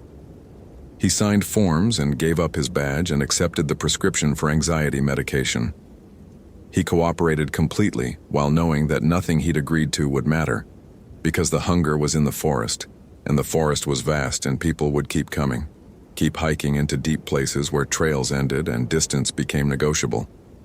3 days later, they found another ranger missing from a backcountry post. The GPS showed her last position at a campsite near Klingman's Dome. The satellite photos revealed her tent standing perfectly intact, abandoned, everything organized and nothing disturbed. Robert was in mandatory medical leave, but he heard the reports. He heard the search teams being organized, the protocols being followed, the assumption that this was routine, that wilderness claimed hikers sometimes, but wilderness followed understandable rules. He wanted to warn them.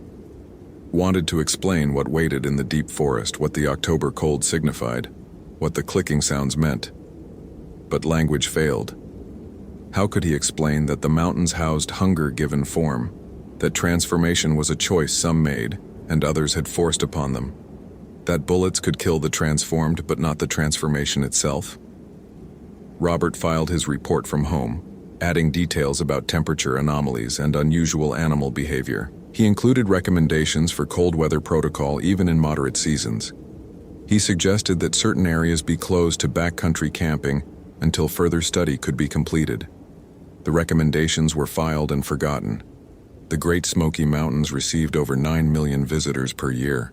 A few disappearances were statistically inevitable. The Park Service operated on probabilities and resources and political realities, not on the testimony of a traumatized ranger who'd shot his partner and now claimed monsters haunted the backcountry. In November, Robert received his medical discharge from the National Park Service. The paperwork cited post-traumatic stress disorder, inability to perform essential functions of the position, recommendation for continued mental health treatment. He didn't contest it. He packed his apartment in Gatlinburg and drove north, away from the Smokies, away from forest entirely. He took a job in Cincinnati working corporate security, checking badges and monitoring cameras, a position that required no weapon and no decisions more complex than whether to call the police. But he still had the photographs, the tracks in the forest floor, the bodies in the ravine, the shape at the tree line watching as the helicopter lifted off. Digital images that showed what human eyes shouldn't see, evidence of things that scientific paradigms had no framework to accommodate. Robert kept them encrypted, password protected, backed up to servers he paid for with cash. Documentation of the moment his understanding of reality had shattered twice.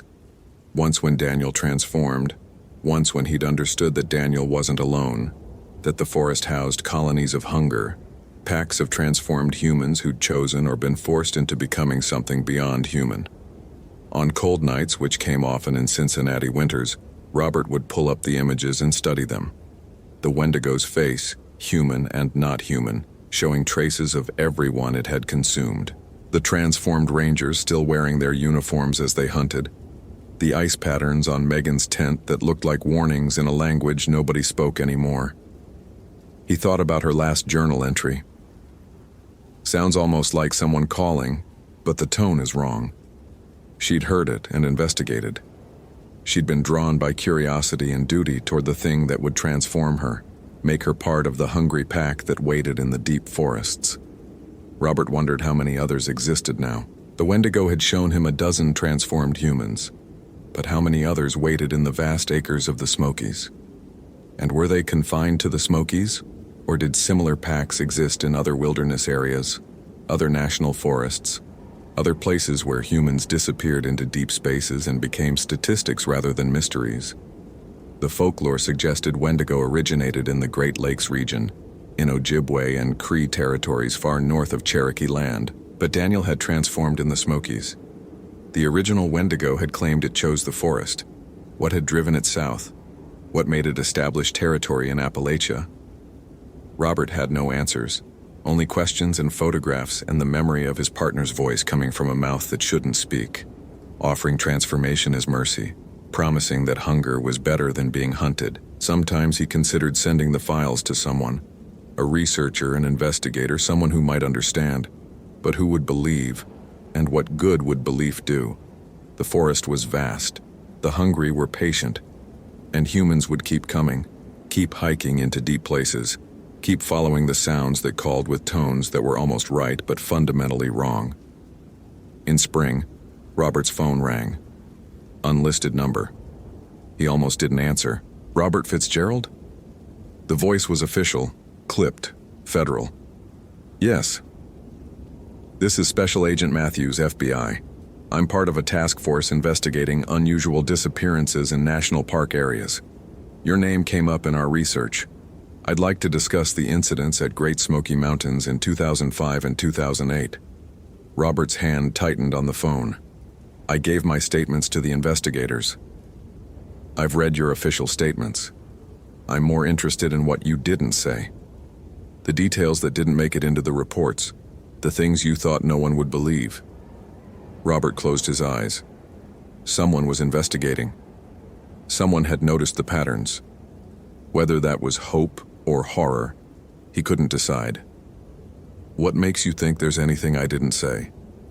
Because 17 rangers have disappeared from backcountry posts across 7 national parks in the last decade, all in October, all during temperature drops that weather data can't explain, all with last known positions at campsites found intact and abandoned. A pause. And all the survivors who encountered something in the forest tell the same story officially. Animal attack, disorientation, stress reaction, but their eyes tell a different story.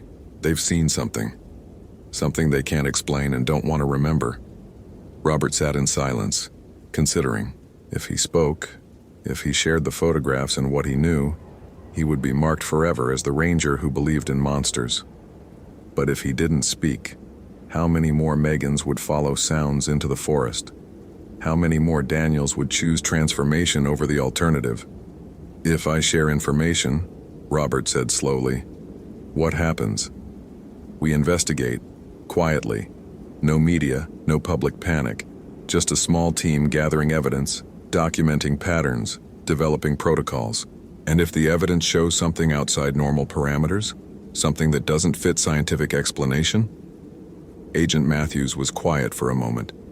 Then, Mr. Fitzgerald, I have files on my desk that describe attacks by things that leave no physical trace, disappearances that violate known physics, phenomena that make experienced law enforcement officers refuse to return to certain locations. I stopped worrying about scientific paradigms 6 months into this assignment. I just want to understand what's killing people and how to stop it. Robert thought of Daniel's last words before transformation took his speech. It's not killing me. It's making me more. He thought of the Wendigos' offer. Join us. The hunger is terrible, but it's better than the alternative. He thought of Megan writing about sounds like bone wind chimes and investigating instead of running. I'll send you files, Robert said. Photographs, location data, my observations. Everything I documented. But you need to understand, what's in those files won't give you easy answers. It won't suggest clean solutions. Some of what I saw I still don't believe, even though I witnessed it. I'm used to complicated, Matthew said. Send what you have, we'll work with it. After the call ended, Robert sat with his laptop, the encrypted files open, his finger hovering over the send button. Once he transmitted this information, he would become officially the ranger who claimed monsters were real. His discharge would be vindicated. His testimony would be questioned. But maybe, possibly, someone would take action before the next October, before the next cold descended, before the next ranger followed strange sounds into the deep forest. Robert attached the files and typed a brief explanation. Then he hit send and watched the progress bar slowly transmit his evidence into the federal system. Documentation of hunger and transformation and choices that removed humanity, one bite at a time. Outside his Cincinnati apartment, spring rain fell in ordinary patterns. Traffic passed with normal rhythms. The world operated according to comprehensible rules. But Robert knew that in the Smoky Mountains, October would come again. The temperature would drop. The clicking sounds would echo through the deep forest. And something that had been human would wait for the next hiker, the next ranger, the next person who heard strange tones and chose investigation over retreat. The hunger never ended. Robert understood that now. It was patient and old and perfectly adapted to the vast wilderness areas humans had preserved, ironically creating protected hunting grounds for things that hunted humans. All he could do was document, warn, and hope that someone would listen before curiosity led them past the tree line, into the cold, toward sounds like bone wind chimes calling in the deep places where hunger waited, eternal and insatiable. Hope you felt genuine terror. If you appreciate authentic horror rooted in real folklore, consider following for more stories. Which moment scared you most? Share your theory about what happened.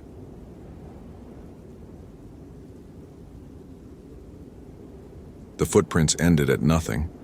Amanda Castellano crouched in the sand, studying the tracks that had led her 3 miles into the Panamint Valley.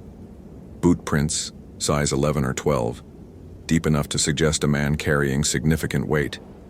The stride pattern indicated someone moving at a normal walking pace, not running, not stumbling. The prints were clear and recent, made within the last 12 hours before the wind could erase them. And then they simply stopped existing. Not faded, not obscured by wind or rock. The left footprint was clear and complete, pressed into the sand with perfect definition. Where the right foot should have landed, 18 inches ahead and slightly to the right, there was only undisturbed sand rippled by yesterday's wind. It looked as if Nathan Drake had taken one step and been plucked from the earth mid-stride.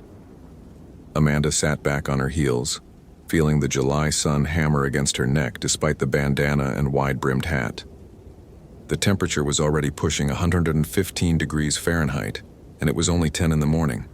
She'd started tracking at dawn from Nathan's abandoned campsite, following his trail with the kind of focus that kept her from thinking about why she was alone out here, why she'd volunteered for this search when she could have stayed at the ranger station and let someone else handle it. 2 years ago, her partner Miguel had disappeared in the Mojave. They'd found his body 3 days later, partially buried by a flash flood in a wash that shouldn't have had water in it. The official cause of death was drowning, but Amanda still dreamed about the expression frozen on his face. Not the peaceful mask of someone who'd lost consciousness, but the wide-eyed terror of someone who'd seen something impossible in his final moments. She'd taken a year off after that. Therapy, medication, long stretches of time where she couldn't bring herself to look at a topographic map. When she'd finally returned to work at Death Valley, the superintendent had been understanding, had kept her on light duty, had never asked why she sometimes had to walk away from radio calls about missing hikers. But when Nathan Drake's sister had called yesterday, voice breaking as she described her brother's planned solo backpacking trip through the Panamint Range, Amanda had felt something click into place. Nathan was 31, experienced, carrying a Garmin InReach satellite communicator that showed his last position at 36.2574 N, 117,0891 W, coordinates that placed him in an area of the valley Amanda knew well. He'd missed his scheduled check-in 12 hours ago. His emergency beacon hadn't been activated.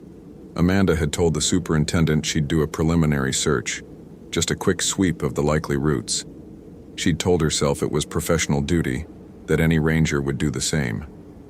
She hadn't admitted that she needed to know, needed to see what had happened, needed to confirm that not every disappearance in the desert ended with a body and unanswered questions. Now she was staring at footprints that defied logic, and the old fear was back, settling in her chest like a stone. Amanda pulled out her Nikon D200 and photographed the tracks from multiple angles, including a shot with her GPS unit in frame showing the coordinates. Then she stood and walked a slow circle around the area, searching for any indication of where Nathan might have gone. Scuff marks, drag marks, signs of a struggle, anything. The sand was pristine except for her own tracks and the impossible line of prints that terminated at nothing. She keyed her Motorola radio. Castellano to base, over. Static then. Go ahead, Amanda. I'm at Nathan Drake's last known position. I've got tracks leading away from his campsite, but they're anomalous. Requesting a second unit for verification. Over. A pause. Define anomalous. Amanda looked at the footprints again, at the precise point where they stopped. How did you explain this without sounding unhinged? The track pattern is inconsistent with normal travel. I need another set of eyes. Over. Copy that. Sanders is en route from Furnace Creek, ETA 90 minutes. Do you need immediate support? Over. Negative. I'm going to continue the search pattern. Castellano out. She clipped the radio back to her belt and started walking a grid search around the termination point, moving in expanding circles. The sun was merciless, turning the air into something that felt solid, heavy. Sweat evaporated from her skin before it could bead, leaving salt deposits that itched and burned. Amanda's camelback was already down a liter, and she'd need to turn back within 2 hours if she didn't find anything.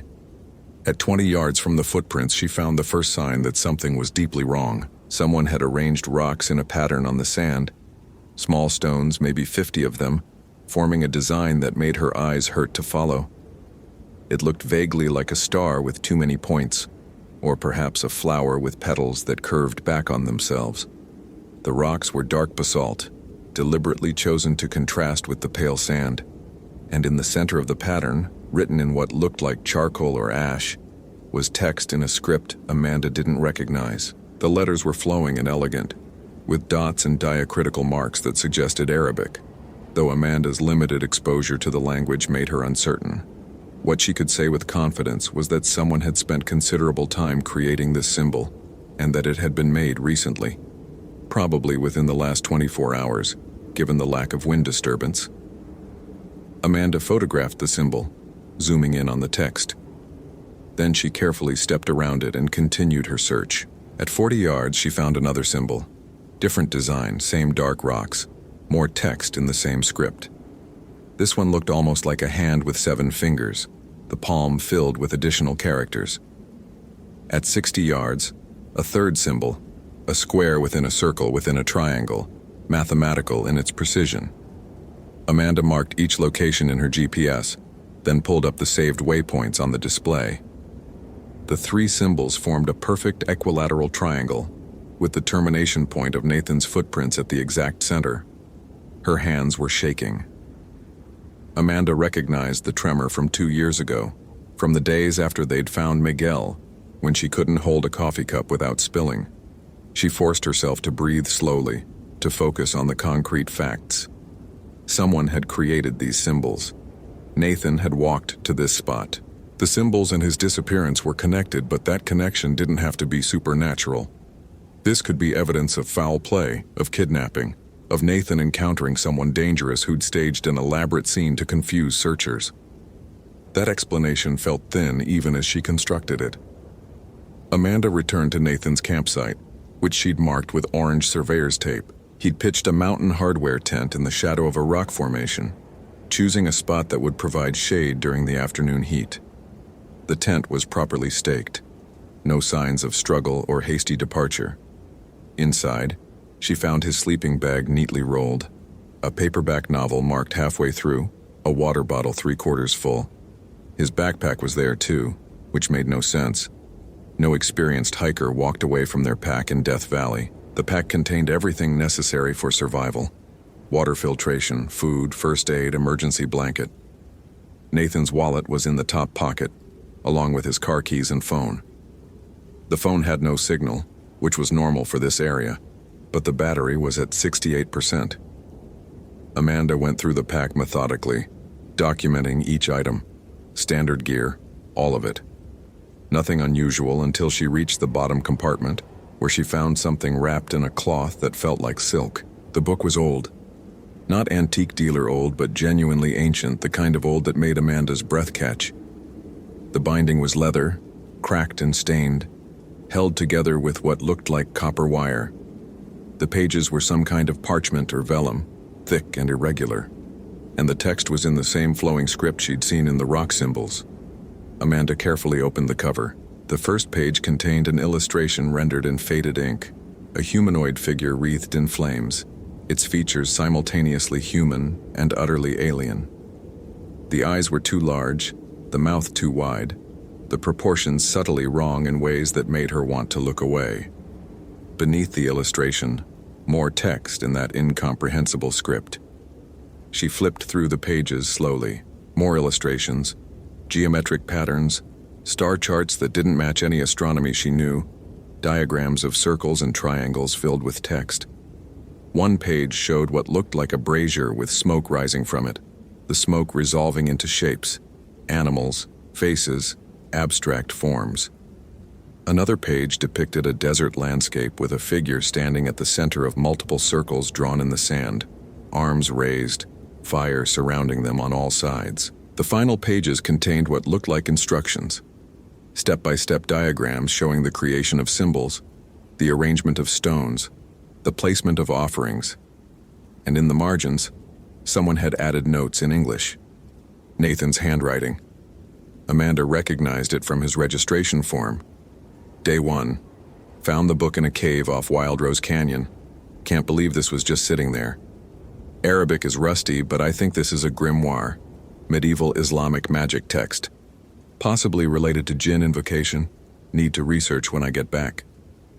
Day 2. Symbols are protective circles. The text describes summoning rituals for fire spirits, Ifrit-class jinn. Writer warns against attempting without proper preparation. Obviously not planning to try it, but fascinating from anthropological perspective. Day 3. Having weird dreams, fire everywhere. A voice speaking a language I don't know but somehow understand. Woke up with sand in my mouth even though tent was sealed. Day 4. The voice is getting clearer. It's asking me to complete the ritual. Says it's been waiting for someone to read the words, to speak them aloud. I know this is just heat exhaustion or dehydration affecting my judgment, but part of me wants to try. Just to see. Just to know if it's real. The notes ended there. Amanda checked the date on Nathan's last entry. Yesterday morning, which meant by yesterday afternoon, he'd walked out into the desert, created 3 geometric symbols in a perfect triangle, and then vanished from the center point. He'd attempted the ritual. Amanda closed the book and wrapped it back in the silk cloth, her mind racing. This was evidence, but evidence of what? That Nathan had experienced some kind of psychological break and wandered off in a delusional state? That was the rational explanation, the one she should report to the superintendent. But rational explanations didn't account for footprints that ended at nothing. They didn't explain the precision of the rock symbols, or the fact that Nathan had left his water, his pack, everything necessary for survival. And they certainly didn't explain the sudden spike of heat Amanda felt as she held the wrapped book. Heat that seemed to radiate from the pages themselves, warm enough to make her fingers tingle. She set the book down and pulled out her water bottle, drinking half of it in long gulps. The heat was getting to her. She was projecting her own trauma onto this situation, seeing significance where there was only coincidence. Nathan had walked somewhere. She'd find him dehydrated and confused, and they'd extract him, and this would become another story about someone who underestimated the desert. Amanda's radio crackled. Not Sanders calling in. This was something else. A voice, distant and distorted by static, speaking words she couldn't quite make out. The language sounded guttural, harsh, nothing like English or Spanish or any of the indigenous languages she'd encountered working in the Southwest. "Sanders, is that you? You're breaking up. Repeat last message. Over." The voice continued, ignoring her. Or perhaps not ignoring, perhaps responding, but in a language that predated modern communication protocols. The words rose and fell in a pattern that felt like poetry or prayer, rhythmic and deliberate. Then cutting through the static, a single word in English. Castellano. Her name, pronounced with an accent that wasn't quite right. The syllables stretched and emphasized strangely. "Who is this? Identify yourself." Over. Laughter, low and crackling like fire consuming dry wood. "You hold my prison. You carry the words that bound me. Will you speak them, Ranger? Will you finish what your Nathan Drake began?" Amanda dropped the radio. It hit the sand and continued transmitting, the voice pouring out of the speaker. "He called but did not complete the ritual. He created the circles but did not enter them. He spoke 3 of the 7 names but fell silent before the binding could take hold. So I took him halfway. He is neither here nor there, neither flesh nor flame. Suspended. Waiting." She grabbed the radio and switched it off. The voice cut mid-sentence. Amanda stood there breathing hard, staring at the device in her hand. Hallucination. Had to be. Heat exhaustion caused auditory hallucinations. She'd been out in 115-degree heat for hours, probably dehydrated despite her water intake. The rational response was to return to her vehicle, rehydrate, cool down, and request backup before continuing the search. But Miguel's face flashed in her memory, that expression of final terror, the one that had haunted her for 2 years. And now Nathan was out here, suspended between here and there, according to a voice that shouldn't exist, and Amanda was holding a book that radiated impossible heat. She picked up the grimoire again, unwrapping it from the silk. The text was incomprehensible, but the illustrations were clear enough. A ritual of invocation, requiring 3 symbols arranged in a triangle, an incantation spoken at the center point, offerings of water and salt, and something the diagram suggested was blood. Nathan had created the symbols. He'd started the incantation, 3 of 7 names, the voice had said. And then something had happened, something that plucked him from reality mid-stride and left his footprints terminating at nothing. Amanda could call this in. She could package up the evidence, mark the coordinates, and let someone else deal with the impossibility of it. That would be the sane choice, the safe choice, the choice that kept her from confronting the same unknowable horror that had killed Miguel. Or she could finish the ritual. The thought came unbidden, and Amanda recognized its source immediately. Not rationality, but desperation.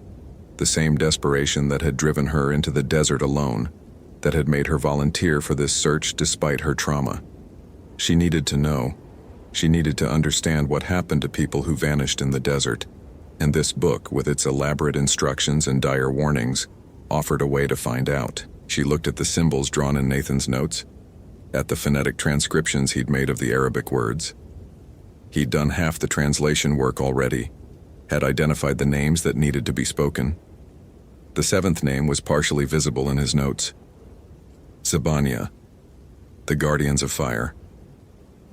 Amanda sat in the shadow of Nathan's tent and read through his notes 3 more times, committing the pronunciation guides to memory. Then she stood, tucked the grimoire under her arm, and walked back to the center point where the footprints ended. The 3 stone symbols surrounded her, forming a triangle approximately 60 feet on each side. Standing at the center felt like standing in a spotlight, despite the shadows being wrong for that. The sun was high and brutal, creating only small shadows directly beneath objects, but Amanda felt exposed, watched, as if the desert itself had focused its attention on this small patch of sand. She set the grimoire on the ground and opened it to the page with the incantation. The words were foreign, angular, but Nathan's phonetic guide was clear enough. Amanda had minored in linguistics at university, had studied pronunciation systems and phoneme classification. She could make the sounds. The question was whether she should. "Miguel," she said aloud, speaking to the memory that had driven her here, "I need to know. I need to understand what happened to you. If there's something out here that takes people, that leaves them with that expression on their face, I need to see it. I need to stop being afraid." The desert offered no response. Wind moved across the sand, erasing her footprints, indifferent to human need. Amanda began to read. The first name came out awkwardly, her tongue stumbling over consonants that didn't exist in English. Ifrit, the word for the fire jinn, the malevolent spirits that lived in flames and punished those who disturbed them. The second name was harder. Samum, the poison wind, the simoom that killed travelers in the desert. Third, Zabania, the guardians who tortured the damned. Fourth, Malik, the angel of hell. With each name, the air grew heavier, the heat intensified, going from brutal to supernatural, as if the sun had decided to focus its entire output on this single point. Amanda's skin prickled with sweat that evaporated instantly. Her throat felt scorched. Fifth name, Iblis, the devil himself in Islamic tradition, the jinn who refused to bow to Adam. Sixth, Nar, fire, pure and simple. The temperature had become unbearable. Amanda's vision swam. She could smell smoke, could see heat shimmer rising from the sand in waves that distorted reality. The stone symbols surrounding her had begun to glow faintly, as if heated from within. Seventh name, the final word. Nathan had made it this far and stopped, the voice had said. 3 of 7. But Amanda had spoken 6, and the 7th was right there in the phonetic guide, waiting. She read, Jahim. Hellfire. The desert exploded into flame, not literal fire. Amanda's rational mind insisted on that even as she felt her skin blister. The flames were visible, roaring up from the sand in columns 30 feet high, but they didn't consume. They surrounded her on all sides, forming a wall that trapped her at the center of the triangle. Through the fire, she could see the desert landscape wavering like a mirage, and then the landscape changed. The Panamint Valley disappeared. In its place, Amanda saw a desert of black sand beneath a sky the color of molten copper.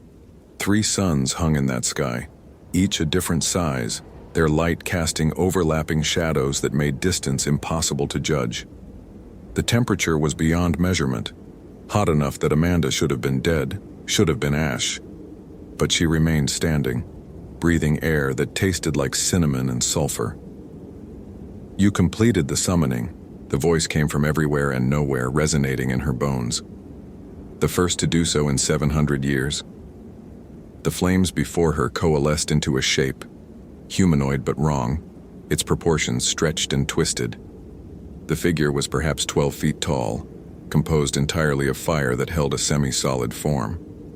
Its face was a suggestion of features rendered in flame, eyes that burned with intelligence and malice. I am Soraka, it said, Ifrit of the empty places. Your Nathan Drake called to me but lacked the courage to finish. So I left him suspended in the space between summons. Not quite called, not quite released. A punishment for wasting my time. Amanda's voice came out as a rasp. Where is he? Between. The djinn gestured, and the flames parted briefly. Through the gap, Amanda saw Nathan Drake frozen in mid-stride, his body translucent like glass, his face locked in an expression of terror. He wasn't moving, wasn't breathing, existed in some state that was neither alive nor dead. Release him, Amanda demanded, trying to sound commanding despite her fear. Soraka laughed, and the sound was like a wildfire consuming a forest. You have no power to command me, little ranger. You spoke the names, yes, but you made no offerings. You prepared no bindings. You stand in my circles with no protection, no copper wire to trap me, no Solomon's seal to compel obedience. You are prey that has thrown itself into the predator's mouth. The truth of that settled on Amanda like a weight. She'd read the incantation without reading the protections. She'd called the jinn but had no way to control it. In her desperation to understand, to confront the horror that had taken Miguel and now Nathan, she'd made the classic mistake. She'd opened a door without preparing to close it. "What do you want?" she asked. "Freedom." The jinn moved closer, the heat of it making Amanda's hair smoke. "I was bound by a desert sorcerer 7 centuries ago, trapped in this grimoire with instructions that would call me forth. But the binding was clever. I could only be fully released if someone completed the ritual of 7 names and then voluntarily ceded their form to me. Your Nathan understood that, which is why he stopped. But you, grieving one, you might be desperate enough to trade. Trade what? Your body, your life in the physical world. You would cease to exist and I would take your form, walking free in the world of sand and water and human flesh. And in exchange I would release your Nathan Drake from his suspension. 1 life for 1 life. A fair bargain." Amanda looked at Nathan's frozen form, at the terror etched permanently on his face. Then she thought of Miguel, of the expression he'd worn in death. Had he seen something like this in his final moments? Had he encountered the jinn or something like it? Some ancient intelligence that existed in the desert's empty places? "If I refuse?" Nathan remained suspended for eternity. "And you?"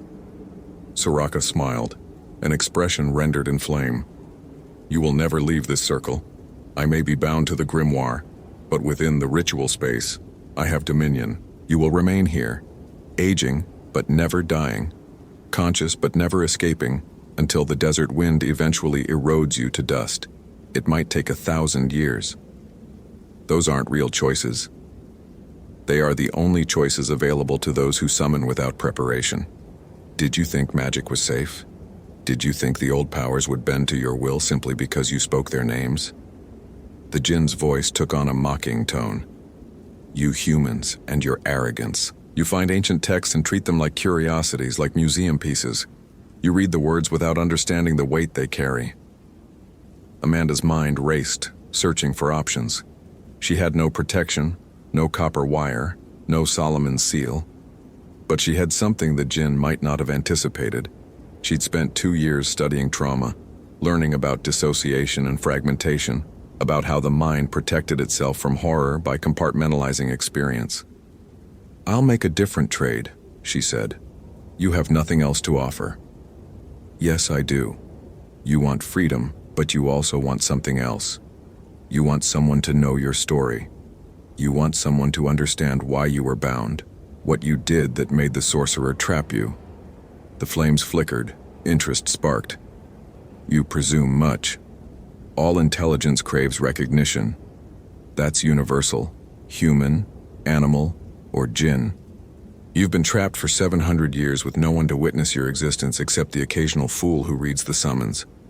But I'm different. I'm a ranger for the National Park Service. My reports go into federal databases. My photographs become part of permanent archives. If I tell your story, it will exist in records that last centuries." "Words," Soraka said dismissively. "Digital vapor. Better than nothing. Better than being forgotten entirely." Amanda pressed on, sensing weakness. "Release Nathan and let us both go. I'll document everything, the grimoire, the symbols, the ritual. I'll make sure your story is preserved. And in exchange, you get what every imprisoned entity wants, to be remembered, to have your existence acknowledged." The jinn was silent for a long moment, the flames that composed its body flickering uncertainly. "You would tell them about me? About what dwells in the empty places?" "I would tell them everything. I would make sure people understood that the desert contains more than sand and heat, that there are old powers here, bound by rituals and seals, waiting for the right words to be spoken." "And you think this serves me? Warning them away?" "I think," Amanda said carefully, "that you're lonely. 700 years is a long time to exist in isolation, even for an Ifrit. You want to be seen, to be known, even if that knowledge comes in the form of fear. It's better than being forgotten. Soraka studied her with eyes of flame. Then slowly the jinn began to laugh. Not mockery this time, but genuine amusement. You are clever for a human, and perhaps you are right.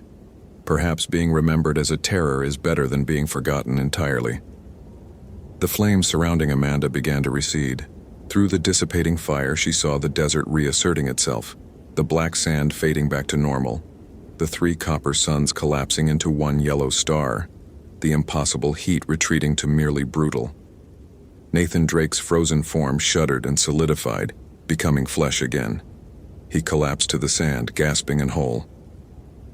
"I release you both," Soraka said, its voice fading. "But hear this, Amanda Castellano. You have made a bargain with an Ifrit, and such bargains have weight. You will tell my story, or I will find you again.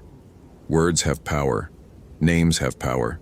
You spoke mine, and now we are bound, not as servant and master, but as chronicler and subject. Do not fail in your obligation."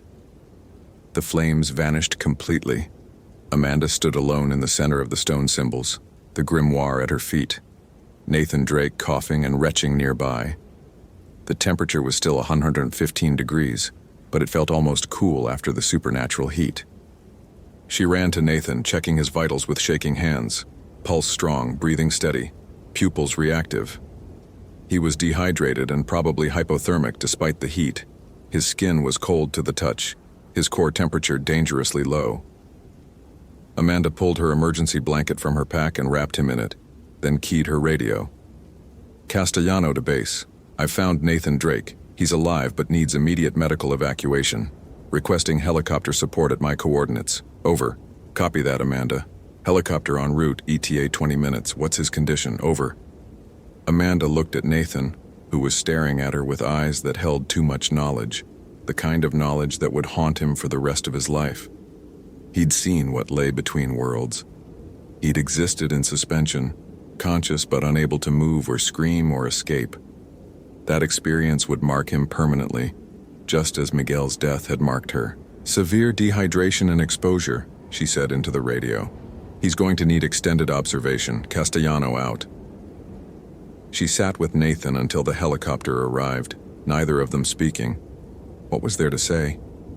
They'd both encountered something the modern world insisted didn't exist, and they both knew that trying to explain it would only result in psychiatric evaluation and skepticism. When the helicopter touched down and the paramedics loaded Nathan onto a stretcher, Amanda gathered the grimoire, wrapping it carefully in the silk cloth. This was evidence, but evidence of what? She could file it with the incident report, could document the stone symbols and the ritual circle, but who would believe her? Who would accept that ancient Islamic magic was real, that jinn existed, that the desert contained powers that predated human civilization? She thought of the bargain she'd made, to tell Soraka's story, to ensure the Ifrit wasn't forgotten. That meant making a choice. File an honest report that would destroy her credibility, or file a sanitized version that protected her career, but violated her agreement with an entity that could reach her anywhere. In the end, Amanda did both. The official report was bland. Nathan Drake had experienced severe heat exhaustion leading to disorientation. He'd wandered from his campsite in a delirious state and was found unresponsive, but alive. The stone symbols were noted as evidence of Nathan's psychological state, ritualistic behavior consistent with heat-induced delirium. The grimoire was logged as personal effects and placed in evidence storage. But Amanda also wrote a second report, unofficial and detailed. She documented everything: the footprints that ended at nothing, the voice on the radio, the summoning ritual, her encounter with Soraka. She included high-resolution photographs of the grimoire's pages, transcriptions of the text from Nathan's notes, GPS coordinates of the stone symbols. She encrypted the document and uploaded it to 3 different servers, ensuring it would survive even if she didn't. Then she added a final note.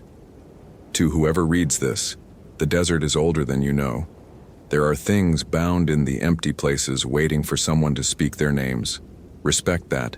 Fear that. Remember Soraka, Ifrit of the spaces between, who was imprisoned 7 centuries ago and briefly freed by human curiosity. Remember that knowledge always has a price, and sometimes that price is paid in forms that exist between life and death.